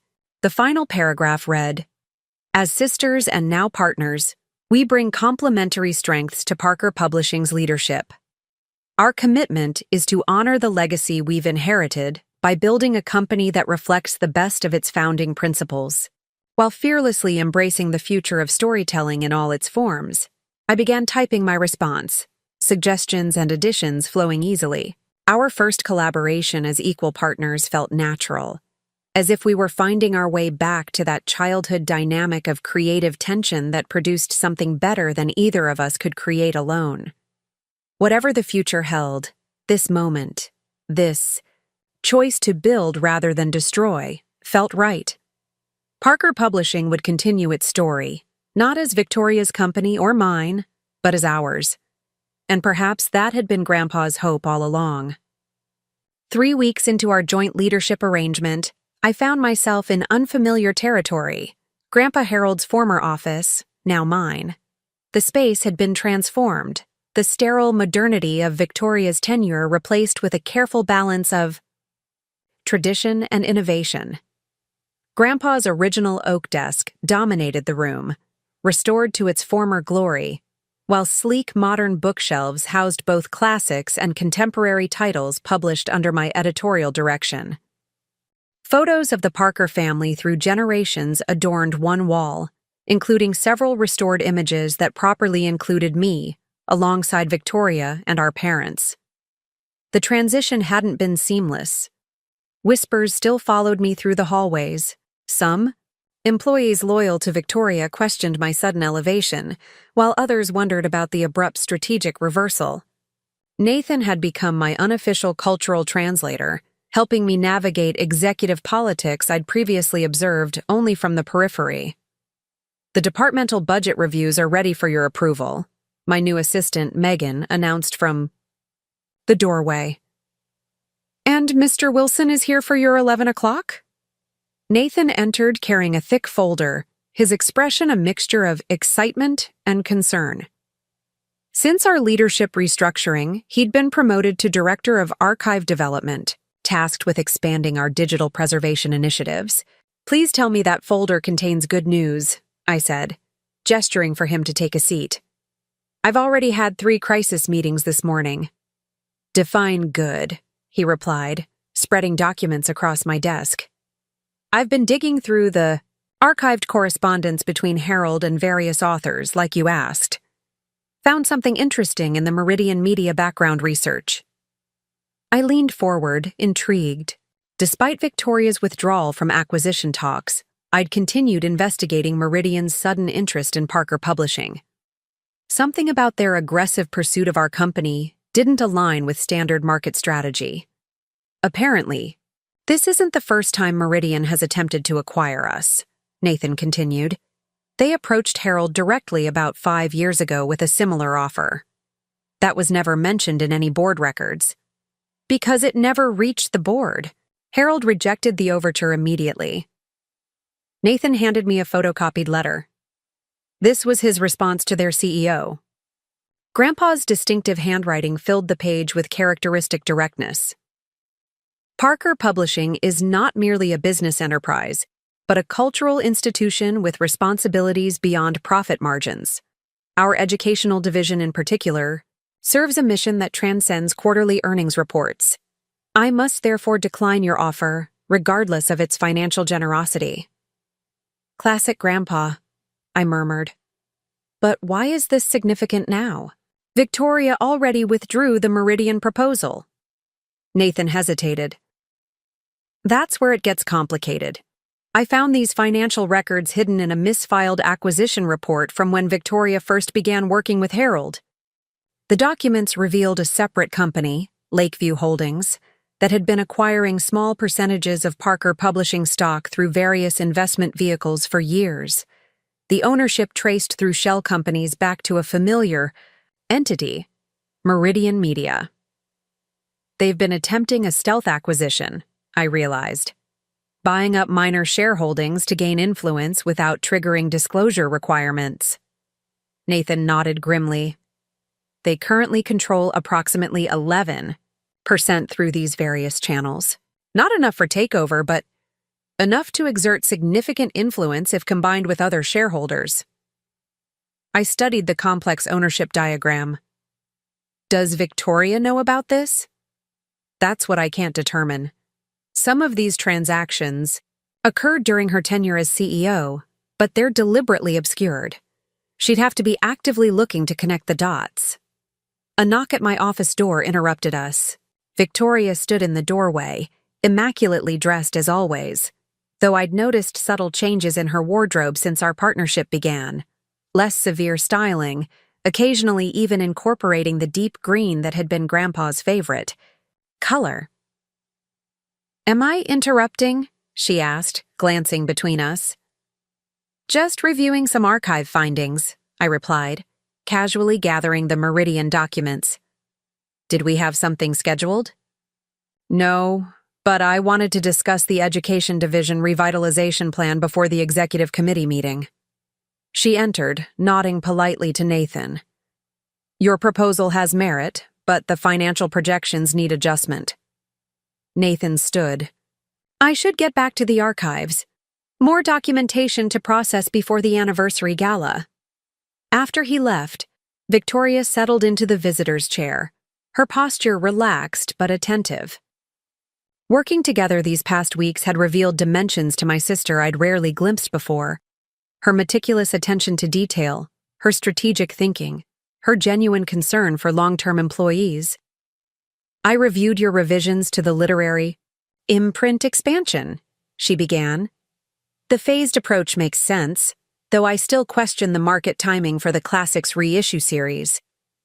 The 100-year anniversaries of several modernist masterpieces create perfect marketing opportunities, I countered. Plus, our archived correspondence with those authors gives us unique supplementary content. Victoria nodded thoughtfully. Fair point. Speaking of archives, she gestured toward the documents I'd gathered. Anything interesting in Harold's records? The question seemed casual, but something in her tone made me wonder. Did she know about the Meridian connection? Was she testing me? Our newfound partnership remained delicate, trust gradually rebuilding through professional collaboration rather than personal reconciliation. We'd established an unspoken agreement to focus on moving forward rather than dwelling on past deceptions. Yet moments like this reminded me that full transparency remained aspirational rather than achieved. Just researching the historical context for the anniversary gala displays, I replied, choosing caution. Grandpa's correspondence reveals interesting connections between publishing decisions and cultural moments. Victoria studied me for a moment before nodding. The gala planning is progressing well. Ticket sales already exceed last year's event, and the governor confirmed his attendance yesterday. The Parker Publishing Anniversary Gala had been a lakeside tradition for decades, bringing together authors, industry leaders, and community figures to celebrate the company's cultural impact. This year's event, the first under our joint leadership, carried particular significance as a public statement about our new direction. Nathan mentioned wanting to create a special archival display for the gala, I said, highlighting Grandpa's correspondence with notable authors. Good idea. It emphasizes our literary heritage while acknowledging Harold's contributions. Victoria rose smoothly. I should mention, Martin Reynolds requested a meeting with both of us tomorrow. He didn't specify the topic, but given his opposition to our leadership structure, Martin, the lone dissenting vote on the board and a vocal advocate for the Meridian acquisition. I'll make time. Better to address his concerns directly. After Victoria left, I returned to the Meridian documents, a troubling theory forming. Martin's consistent push for the acquisition, the stealth stock purchases, Victoria's initial pursuit of the deal, were they connected? Had Victoria known about Meridian's slow infiltration of our company? The questions felt like betrayal of our fragile truce, yet ignoring potential threats to Parker Publishing would betray Grandpa's legacy. My intercom buzzed. Ms. Parker, Judith Lawson is here to see you. She doesn't have an appointment, but... Send her in, I interrupted, surprised. I hadn't seen our former housekeeper since our meeting at Bluebird Cafe weeks ago. Judith entered. With characteristic dignity, her silver hair neatly styled, her posture straight despite her years. Her eyes widened slightly as she took in the office. You've made it your own while honoring Harold, she observed, running a finger along the edge of the restored desk. He would approve. Thank you. It's still a work in progress. I gestured for her to sit. What brings you here, Judith? Is everything all right? She settled into the chair Victoria had just vacated, removing a small package from her handbag. I've been sorting through some personal effects, downsizing my apartment. Found something you should have. The package, wrapped in simple brown paper, contained a small leather-bound volume. Opening it revealed Grandpa's handwriting, dated, entries spanning his final year. Another journal? I asked, confused. I already have his business diary. This is different, Judith explained. More personal. Harold gave it to me for safekeeping shortly before he died. Said I'd know when it was time to pass it along. She met my gaze directly. After seeing the news about your partnership with Victoria, I decided that time had come. I opened to a random page, finding not business observations but deeply personal reflections. Watched Em and Vicky at the summer picnic today. Despite everything, the connection between them remains. That invisible thread that binds siblings even through conflict. In my efforts to protect what matters, I fear I've damaged what matters most. He was deeply troubled in those final months, Judith said quietly, torn between what he saw as his duty to the company and his love for both his granddaughters. Did he know he was dying? I asked, the question emerging from a place of old pain. Yes, though he shared that with very few people. The heart condition was more serious than he let on. Judith's expression softened with memory. He was trying to put everything in order. The company, the family legacy, his relationships. Some efforts were more successful than others. I turned to the final entry, dated just days before his death. Perhaps I've been wrong to force a choice. The company has always thrived on balance, art and commerce, tradition and innovation. Victoria and Emily each hold pieces of what Parker Publishing needs. My attempt to choose between them may be my final and greatest mistake. The words blurred as unexpected tears filled my eyes. Even at the end, Grandpa had been reconsidering his decisions, questioning his own judgment in a way I'd never witnessed. During his life, he was so certain about everything, I murmured. I never saw him doubt himself. Only those closest to him saw that side, Judith replied. Harold built his life around certainties, principles, standards, expectations, but his final illness forced him to confront life's essential uncertainties, including who should lead Parker Publishing after him. Precisely. Judith gestured toward the journal. Keep reading when you're ready. There's much there about both you and Victoria, his hopes, his concerns, his regrets. It might help you understand not just his decisions, but your sister as well. After Judith left, I should have turned to the waiting budget reports and marketing plans, but instead I found myself absorbed in Grandpa's private thoughts. The journal revealed a man wrestling with legacy and love in ways he'd never expressed openly. His pride in Victoria's business acumen tempered by concern over her methods. His connection with my literary sensibilities complicated by worry that I lacked the toughness publishing required. Most revealing were his reflections on our family dynamics. Watched Victoria presenting quarterly projections today. Her confidence masks deep insecurity, the fear of being found wanting that has driven her since childhood. Diane and Richard meant well in their decision, but children sense what remains unspoken. Victoria has spent her life trying to earn the Parker name that Emily was born with. The insight into my sister's inner life felt like a key turning in a long locked door. Victoria's drive, her competitiveness, her occasional ruthlessness, all stemmed from a fundamental insecurity I'd never fully recognized.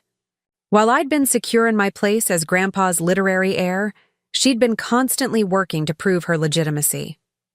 My phone buzzed with a text from Nathan. Found more Meridian connections. Meeting on your calendar for 5 p.m.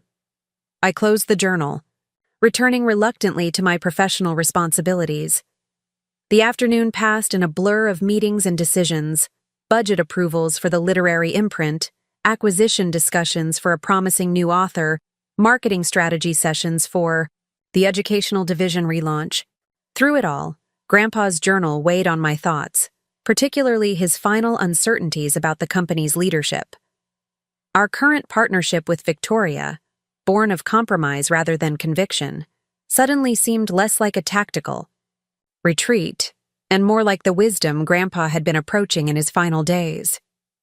At 5, Nathan arrived with additional documents linking Martin Reynolds to Meridian Media.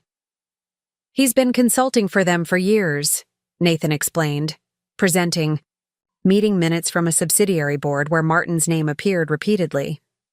Nothing explicitly illegal about serving on multiple boards, but the conflict of interest in pushing for the acquisition is clear. And Victoria? Any connection there? Nathan hesitated. Nothing concrete, but there are gaps in the communication. Records during key periods. She was definitely meeting with Meridian executives more frequently than the board was informed. That doesn't necessarily imply collusion, I noted, playing devil's advocate despite my own suspicions. No, but this might. Nathan presented an email thread recovered from an archived server backup. The exchange between Victoria and Meridian's CEO discussed mutual benefits and post-integration leadership opportunities in carefully coded language. When was this? I asked, examining the dates. 6 months ago, well before the formal acquisition proposal was presented to the board. We can use that tomorrow. Tomorrow? Our meeting with him. I suspect he's planning to leverage his Meridian connection to threaten our new leadership structure. Her eyes held a familiar strategic glint. Unless we preempt him. The doorbell interrupted us, dinner arriving as promised. As Victoria arranged the food on plates, I found myself watching her with new perspective. Grandpa's journal entries illuminating aspects of her behavior I'd never fully comprehended. There's something else, I said as we settled at the small dining table. Judith Lawson brought me another of Grandpa's journals today, his personal diary from his final year. Victoria's fork paused halfway to her mouth. What does it say? Many things, but most notably that he regretted setting us against each other. Near the end, he began to believe the company needed both of us, your business sense and my creative vision. Victoria processed this information silently, emotions crossing her face too quickly to interpret.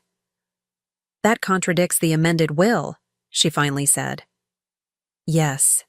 He was conflicted, struggling with what leadership would best serve the company while also wanting to protect what he'd built. I met her gaze across the table. Sound familiar?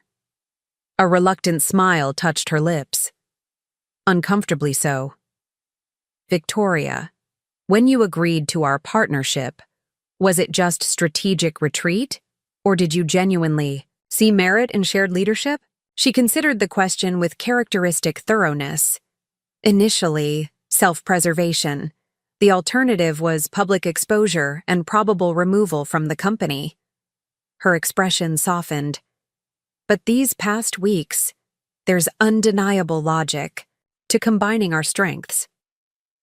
The Educational Division Revitalization Plan, for instance, your vision complemented by my financial restructuring has created something stronger than either of us would have developed alone.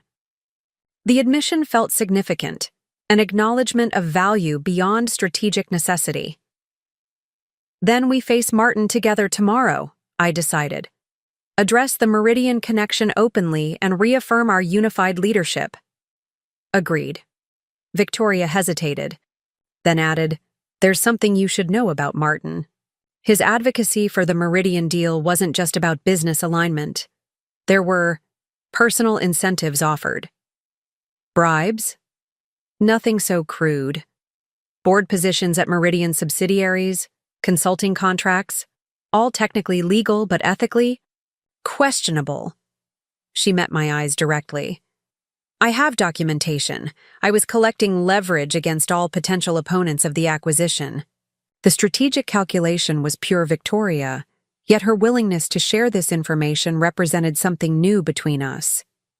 You're suggesting we use this to neutralize his opposition to our leadership. I'm suggesting we ensure he understands the consequences of continuing to undermine Parker Publishing's independence. Victoria's expression remained steady. We don't have to use it unless necessary. The conversation shifted to safer ground as we ate, company matters, the upcoming gala, childhood memories of summers at the cabin. For perhaps the first time since childhood, we talked as sisters rather than competitors, finding unexpected common ground in our shared experiences and values.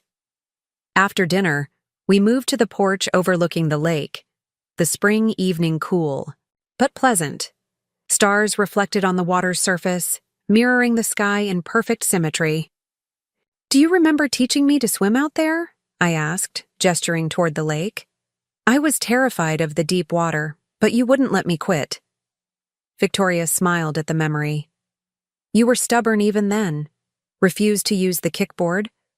Because I hadn't needed one. I wanted to be just like you, I admitted. You seemed so confident, so certain about everything. I was faking it. Victoria's voice softened with confession. Still am, most days. That's what no one tells you about leadership. The certainty people expect is usually performative. The vulnerability in her admission created space for my own. I've been terrified every day since taking the executive position. Constantly. Worried I'll make decisions that dishonor Grandpa's legacy. Harold wasn't infallible, Victoria noted. His personal journal proves he knew that, even if he rarely admitted it publicly. We fell silent, contemplating the weight of inheritance, not just of position or property, but of expectations and legacies that shaped our choices in ways we were only beginning to recognize. What would you have done? Victoria asked suddenly. If Martin had approached you directly with evidence of my Meridian negotiations, would you have removed me from leadership? The question deserved honesty. 3 weeks ago? Probably now. No, the company benefits from our different perspectives, even when they create tension. Good answer. Victoria reached into her jacket pocket, withdrawing a folded document. Because Martin did approach me yesterday with evidence of your independent investigation into company finances. He suggested I use it to challenge your authority, arguing that you were undermining our partnership with unauthorized research. The revelation stunned me.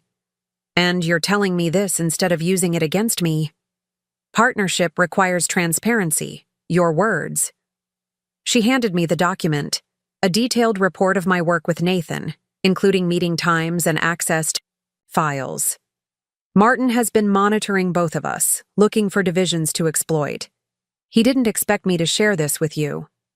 I examined the report, recognizing the strategic jeopardy it potentially created. Victoria could have easily framed my investigation as breach of trust, especially given the tentative nature of our reconciliation.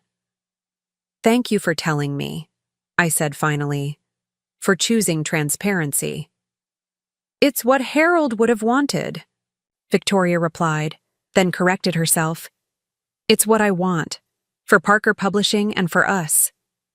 The moment felt pivotal, a choice made not from strategic necessity, but from genuine commitment to our shared future. The stars continued their reflection, on the lake's surface, unwavering despite the occasional ripple disturbing the water. Tomorrow would bring the confrontation with Martin, requiring united defense of our partnership and company independence. Beyond that loomed the anniversary gala, where we would publicly present our shared vision for Parker Publishing's future. Challenges remained, trust still rebuilding, old habits of competition not fully relinquished, family wounds not completely healed. Yet, sitting beside my sister on the porch of our family cabin, I felt something I hadn't experienced since finding the altered photograph in Grandpa's study. Hope that the legacy he'd left us might become a foundation for reconciliation rather than division. Victoria and I were writing a different ending to the story that had begun with deception and betrayal, choosing shared leadership over solitary control, transparency over manipulation. As we watched the moon rise over Silver Lake, casting silver, light across the water, I realized we were no longer merely preserving Grandpa's legacy, but creating our own, one that honored his vision while transcending his limitations. The altered family photos that had catalyzed this journey represented the past. Our present choices would determine what images defined our future. We should head back, Victoria said eventually, checking her watch. Early meeting tomorrow. One moment. I pulled out my phone, moving to stand beside her with the moonlit lake behind us. We need a new photo, one where neither of us is erased or diminished. Victoria hesitated briefly before nodding, a smile slowly warming her features as she stood, shoulder to shoulder with me. I captured the image, two sisters framed by starlight and water, neither dominant nor subordinate, but equal in the frame, a visual representation of the partnership we were still learning to build. Some legacies were inherited. Others were created through conscious choice. As we drove back toward Lakeside, I felt certain that Grandpa would approve of the legacy Victoria and I were choosing to write together, one where family transcended blood, leadership embraced different strengths, and the Parker name stood for integrity rather than perfect certainty. Tomorrow would test our newfound unity. For tonight, that captured moment of sisterhood under the stars felt like promise enough. The grand ballroom of the Lakeside Hotel glittered with celebration, transformed for Parker Publishing's 60th anniversary gala. Crystal chandeliers cast warm light over tables adorned with literary-themed centerpieces, each featuring miniature replicas of iconic books published throughout our company's history. I stood at the entrance, greeting arriving guests alongside Victoria, our complementary styles making a statement about our united leadership, her sleek midnight blue gown conveying authority, while my emerald dress with its vintage styling honored tradition. 3 months had passed since our confrontation with Martin Reynolds. That meeting had proven surprisingly anticlimactic. Faced with our united front and subtle reference to his Meridian connections, he had withdrawn his objections to our leadership structure. The board subsequently voted to remove him, citing undisclosed conflicts of interest. His replacement, Dr. Eleanor Chen from the university's literature department, brought fresh perspective to our governance. "Governor's arriving," Victoria murmured, straightening almost imperceptibly as the event photographer approached. "Ready for another official photo?" "As long as neither of us gets edited out this time," I replied, the joke possible now that enough healing had occurred between us. Victoria's smile held genuine warmth as we posed together, a far cry from the competitive tension that had defined our relationship for years. Working together had revealed surprising synergies, her financial acumen complementing my creative vision, my people skills balancing her sometimes clinical decision-making. We weren't just tolerating our partnership anymore. We were actively discovering its strengths. The photographer captured several images before moving on to other arriving dignitaries. Nathan approached, looking distinguished in his tuxedo, a glass of champagne in hand. "The archival display is drawing quite a crowd," he reported, "especially the correspondence between Harold and Ernest Hemingway. Who knew your grandfather could be so witty in rejection letters? Grandpa always said a good rejection should make the author want to try again," I recalled, smiling at the memory. "Is everything ready for the announcement?" Nathan nodded. "Unveiling scheduled for 8:30, after dinner but before dancing. Your parents are already stationed near the display, keeping it draped until the moment arrives." Victoria checked her watch. "We should begin seating guests. The governor hates when dinner runs late." As we moved through the ballroom, accepting congratulations and exchanging pleasantries, I caught glimpses of the company's evolution under our joint leadership. Department heads who had once reported to Victoria now approached me with equal respect. Editorial staff who had previously known me only as a senior editor now engaged confidently with Victoria on business matters. Our parents sat at the family table near the stage, their expressions reflecting cautious optimism about the evening. The journey to this moment had been difficult for them too. Decades of secrecy finally confronted, uncomfortable truths acknowledged. Family therapy sessions had begun addressing long-buried tensions, though complete healing remained a work in progress.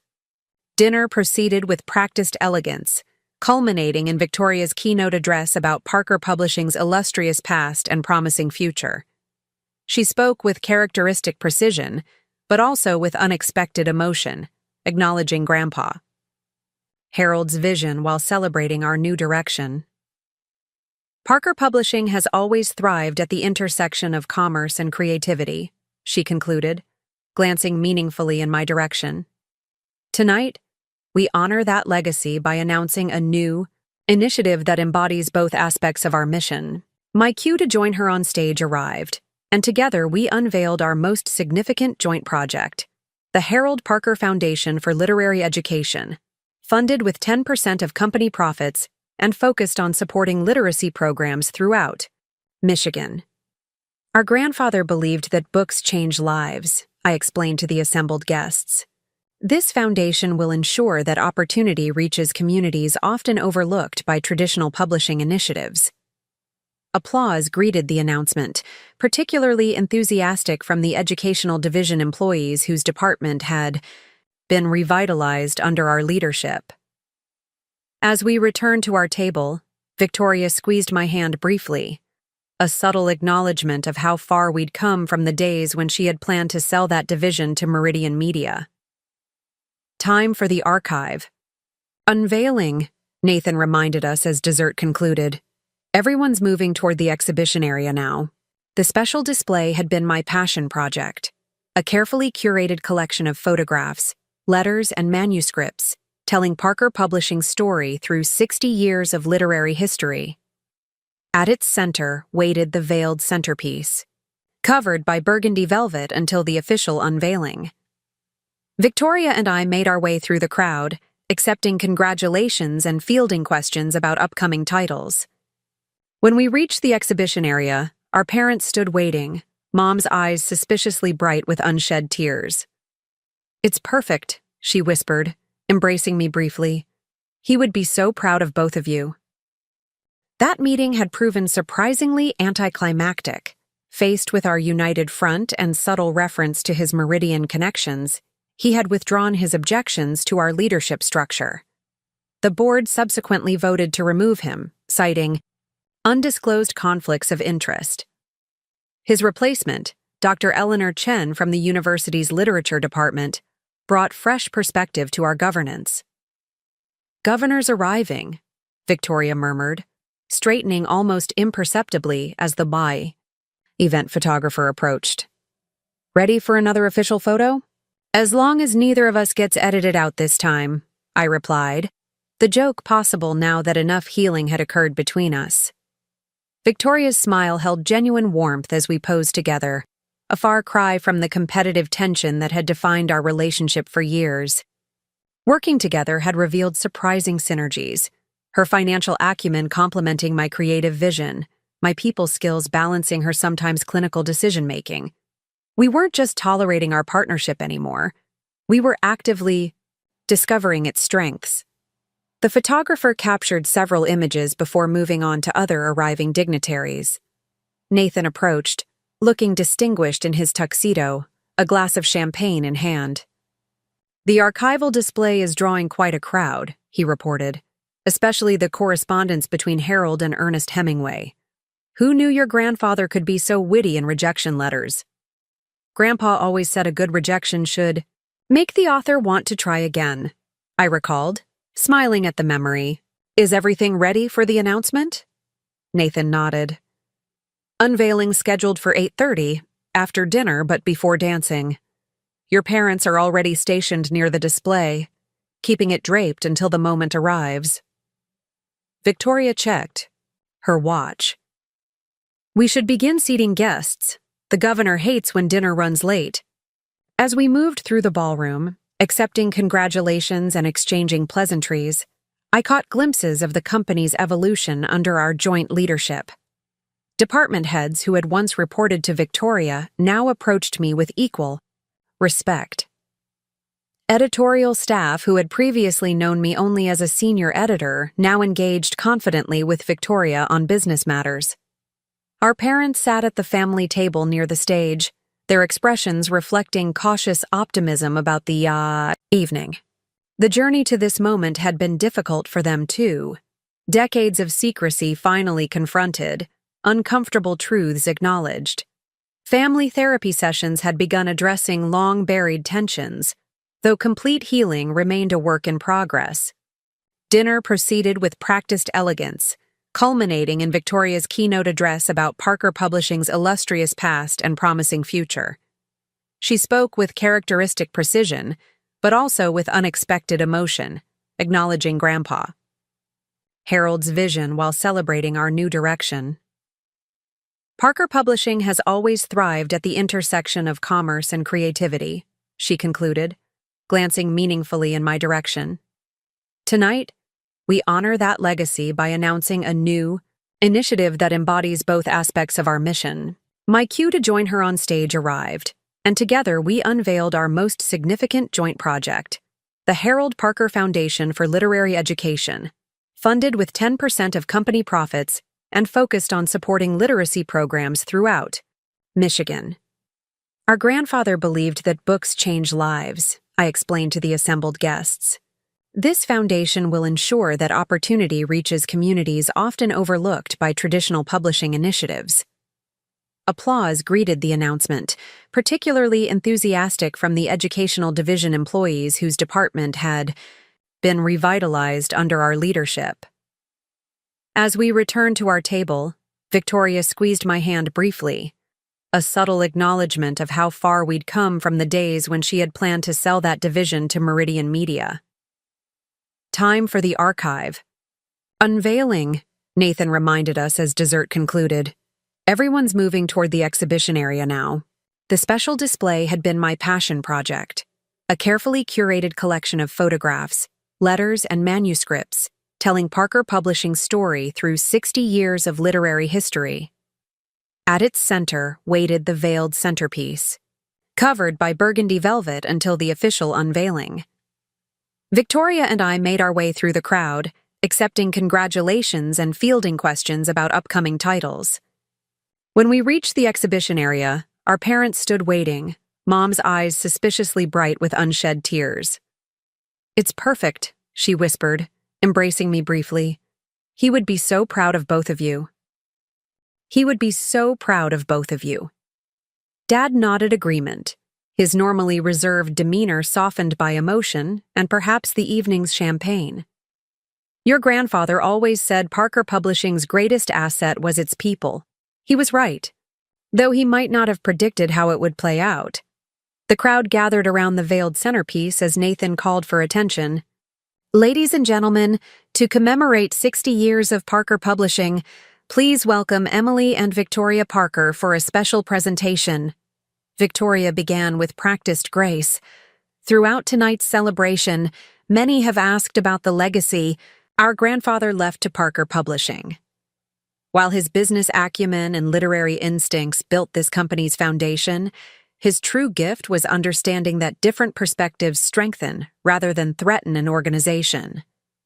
I continued, seamlessly. "With that in mind, we've created something special to honor not just Parker Publishing's past, but its future." Together, we removed the velvet covering, revealing a large, elegantly framed photograph. The image showed 4 generations of the Parker family at Silver Lake. Grandpa Harold's father, who had founded the original print shop. Grandpa himself, in his prime. Our parents in their younger days. And Victoria and me as children, arms linked as we stood at the lake's edge. Unlike the altered photos I had discovered months ago, this image had been digitally restored to its original state, with everyone present and equal in the frame. Surrounding this central photo were smaller images showing the company's evolution, authors at book signings, printing presses in operation, educational materials being delivered to schools, employees gathered at holiday celebrations through the decades. The display captured Parker Publishing not just as a business, but as a community that had touched countless lives. "Our grandfather taught us that publishing is about legacy," Victoria explained to the attentive crowd. "About choosing which stories endure. But he also taught us, sometimes through difficult lessons, that the most important legacy isn't built on exclusion, but on inclusion," I added. "Not on erasing differences, but on embracing them." As applause filled the room, I caught Judith Lawson's eye from where she stood near the back.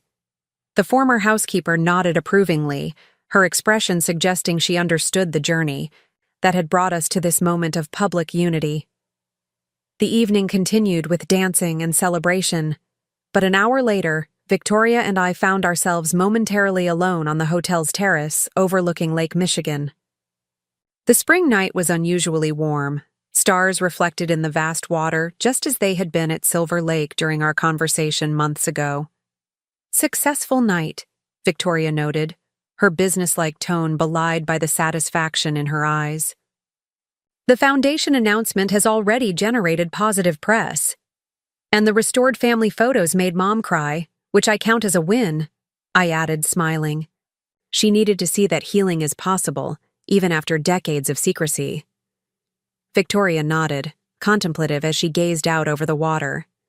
I've been thinking about identity lately. How much of who we are is defined by biology versus choice? Heavy thoughts for a celebration night. Perhaps. She turned to face me directly. But relevant. For years, I defined myself by the Parker name, building my entire identity around proving I deserved it. When I discovered I wasn't biologically a Parker, it felt like losing my foundation. The vulnerability in her admission created space for my own honesty. And I defined myself in opposition to you, the creative to your corporate, the heart to your head. Both approaches limited us. And the company, Victoria acknowledged. Harold understood that, I think, toward the end. From inside came the sounds of celebration continuing. Laughter, music, the clinking of glasses.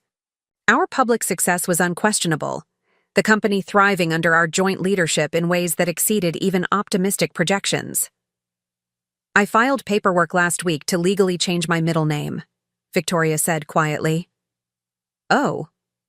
I hadn't known. She was considering this. I've been Elizabeth Victoria Caldwell Parker all my life, she explained, naming her mother's first husband. Now I'm Elizabeth Victoria Parker, officially and completely. The significance wasn't lost on me, not a rejection of her biological heritage, but an affirmation that family transcended genetics. Dad will be touched. He already knows. Signed as witness on the documents. She smiled faintly. Some choices matter more than circumstances of birth. Like her choice to share the Meridian evidence rather than using it against me. Like my choice to offer partnership instead of claiming sole control. Like our joint decision to honor Grandpa's legacy while creating our own path forward. We should get back inside, I suggested as a cool breeze rippled off the lake. They'll be cutting the anniversary cake soon. Victoria nodded, but hesitated before turning toward the ballroom. One more thing. She withdrew a small box from her evening bag. This is for you, not a company gift, a sister gift. Inside lay an exquisite replica of Grandpa's antique fountain pen, sized for my hand rather than his, with the dual initials VP and EP engraved in flowing script. For signing the important things, Victoria explained. Joint decisions, equal authority. The gesture represented more than a pen. It acknowledged our shared heritage and future, the balance we were learning to maintain between independence and collaboration. Thank you, it's perfect. As we rejoined the celebration, I reflected on the journey that had begun with discovering an altered photograph. What had started as a battle for inheritance had evolved into something more valuable. A genuine partnership based not on obligation, but on choice. Not on fear, but on recognition of complementary strengths. The family photos no longer needed, altering because the reality had changed. Victoria and I weren't competing for space in the frame anymore. We were creating a new picture together, one where both of us stood in the proper light. Later that night, after the last guests had departed and hotel staff began the cleanup, Nathan found me collecting a few personal items from the exhibition. Quite a transformation, he observed, gesturing toward a candid photo someone had taken, of Victoria and me laughing together during the evening. From discovering she'd erased you from family photos to this authentic connection. Did you ever imagine this outcome when you found that first altered photograph? I considered his question. Honestly, never. I thought it would end with one of us claiming victory while the other lost everything. And instead, we both gave up something to gain something better. I carefully wrapped Grandpa's journal to take home. Victoria surrendered her need for complete control, I let go of my righteous anger. The company got stronger leadership than either of us could provide alone. The anniversary gala marked not an ending, but a milestone in an ongoing journey. Challenges remained, in business, in family relationships, in the continuing work of healing old wounds. Yet the path forward felt clearer than it had 6 months ago when I first discovered that photograph in Grandpa's study. Some legacies were inherited, like Parker Publishing itself. Others were chosen, like the partnership Victoria and I continued to build day by day. The most valuable, perhaps, emerged from transformation, the willingness to see family and history through new perspectives, discovering truth in the spaces between competing narratives. As I left the hotel, the first light of dawn touched the horizon over Lake Michigan. Grandpa had often quoted Hemingway about the world being a fine place, worth fighting for. In fighting for Parker Publishing, Victoria and I had rediscovered something worth far more: the family connection that no inheritance could replace, no will could mandate, and no photograph could permanently erase. Up next, you've got 2 more standout stories right on your screen. If this one hit the mark, you won't want to pass these up. Just click and check them out.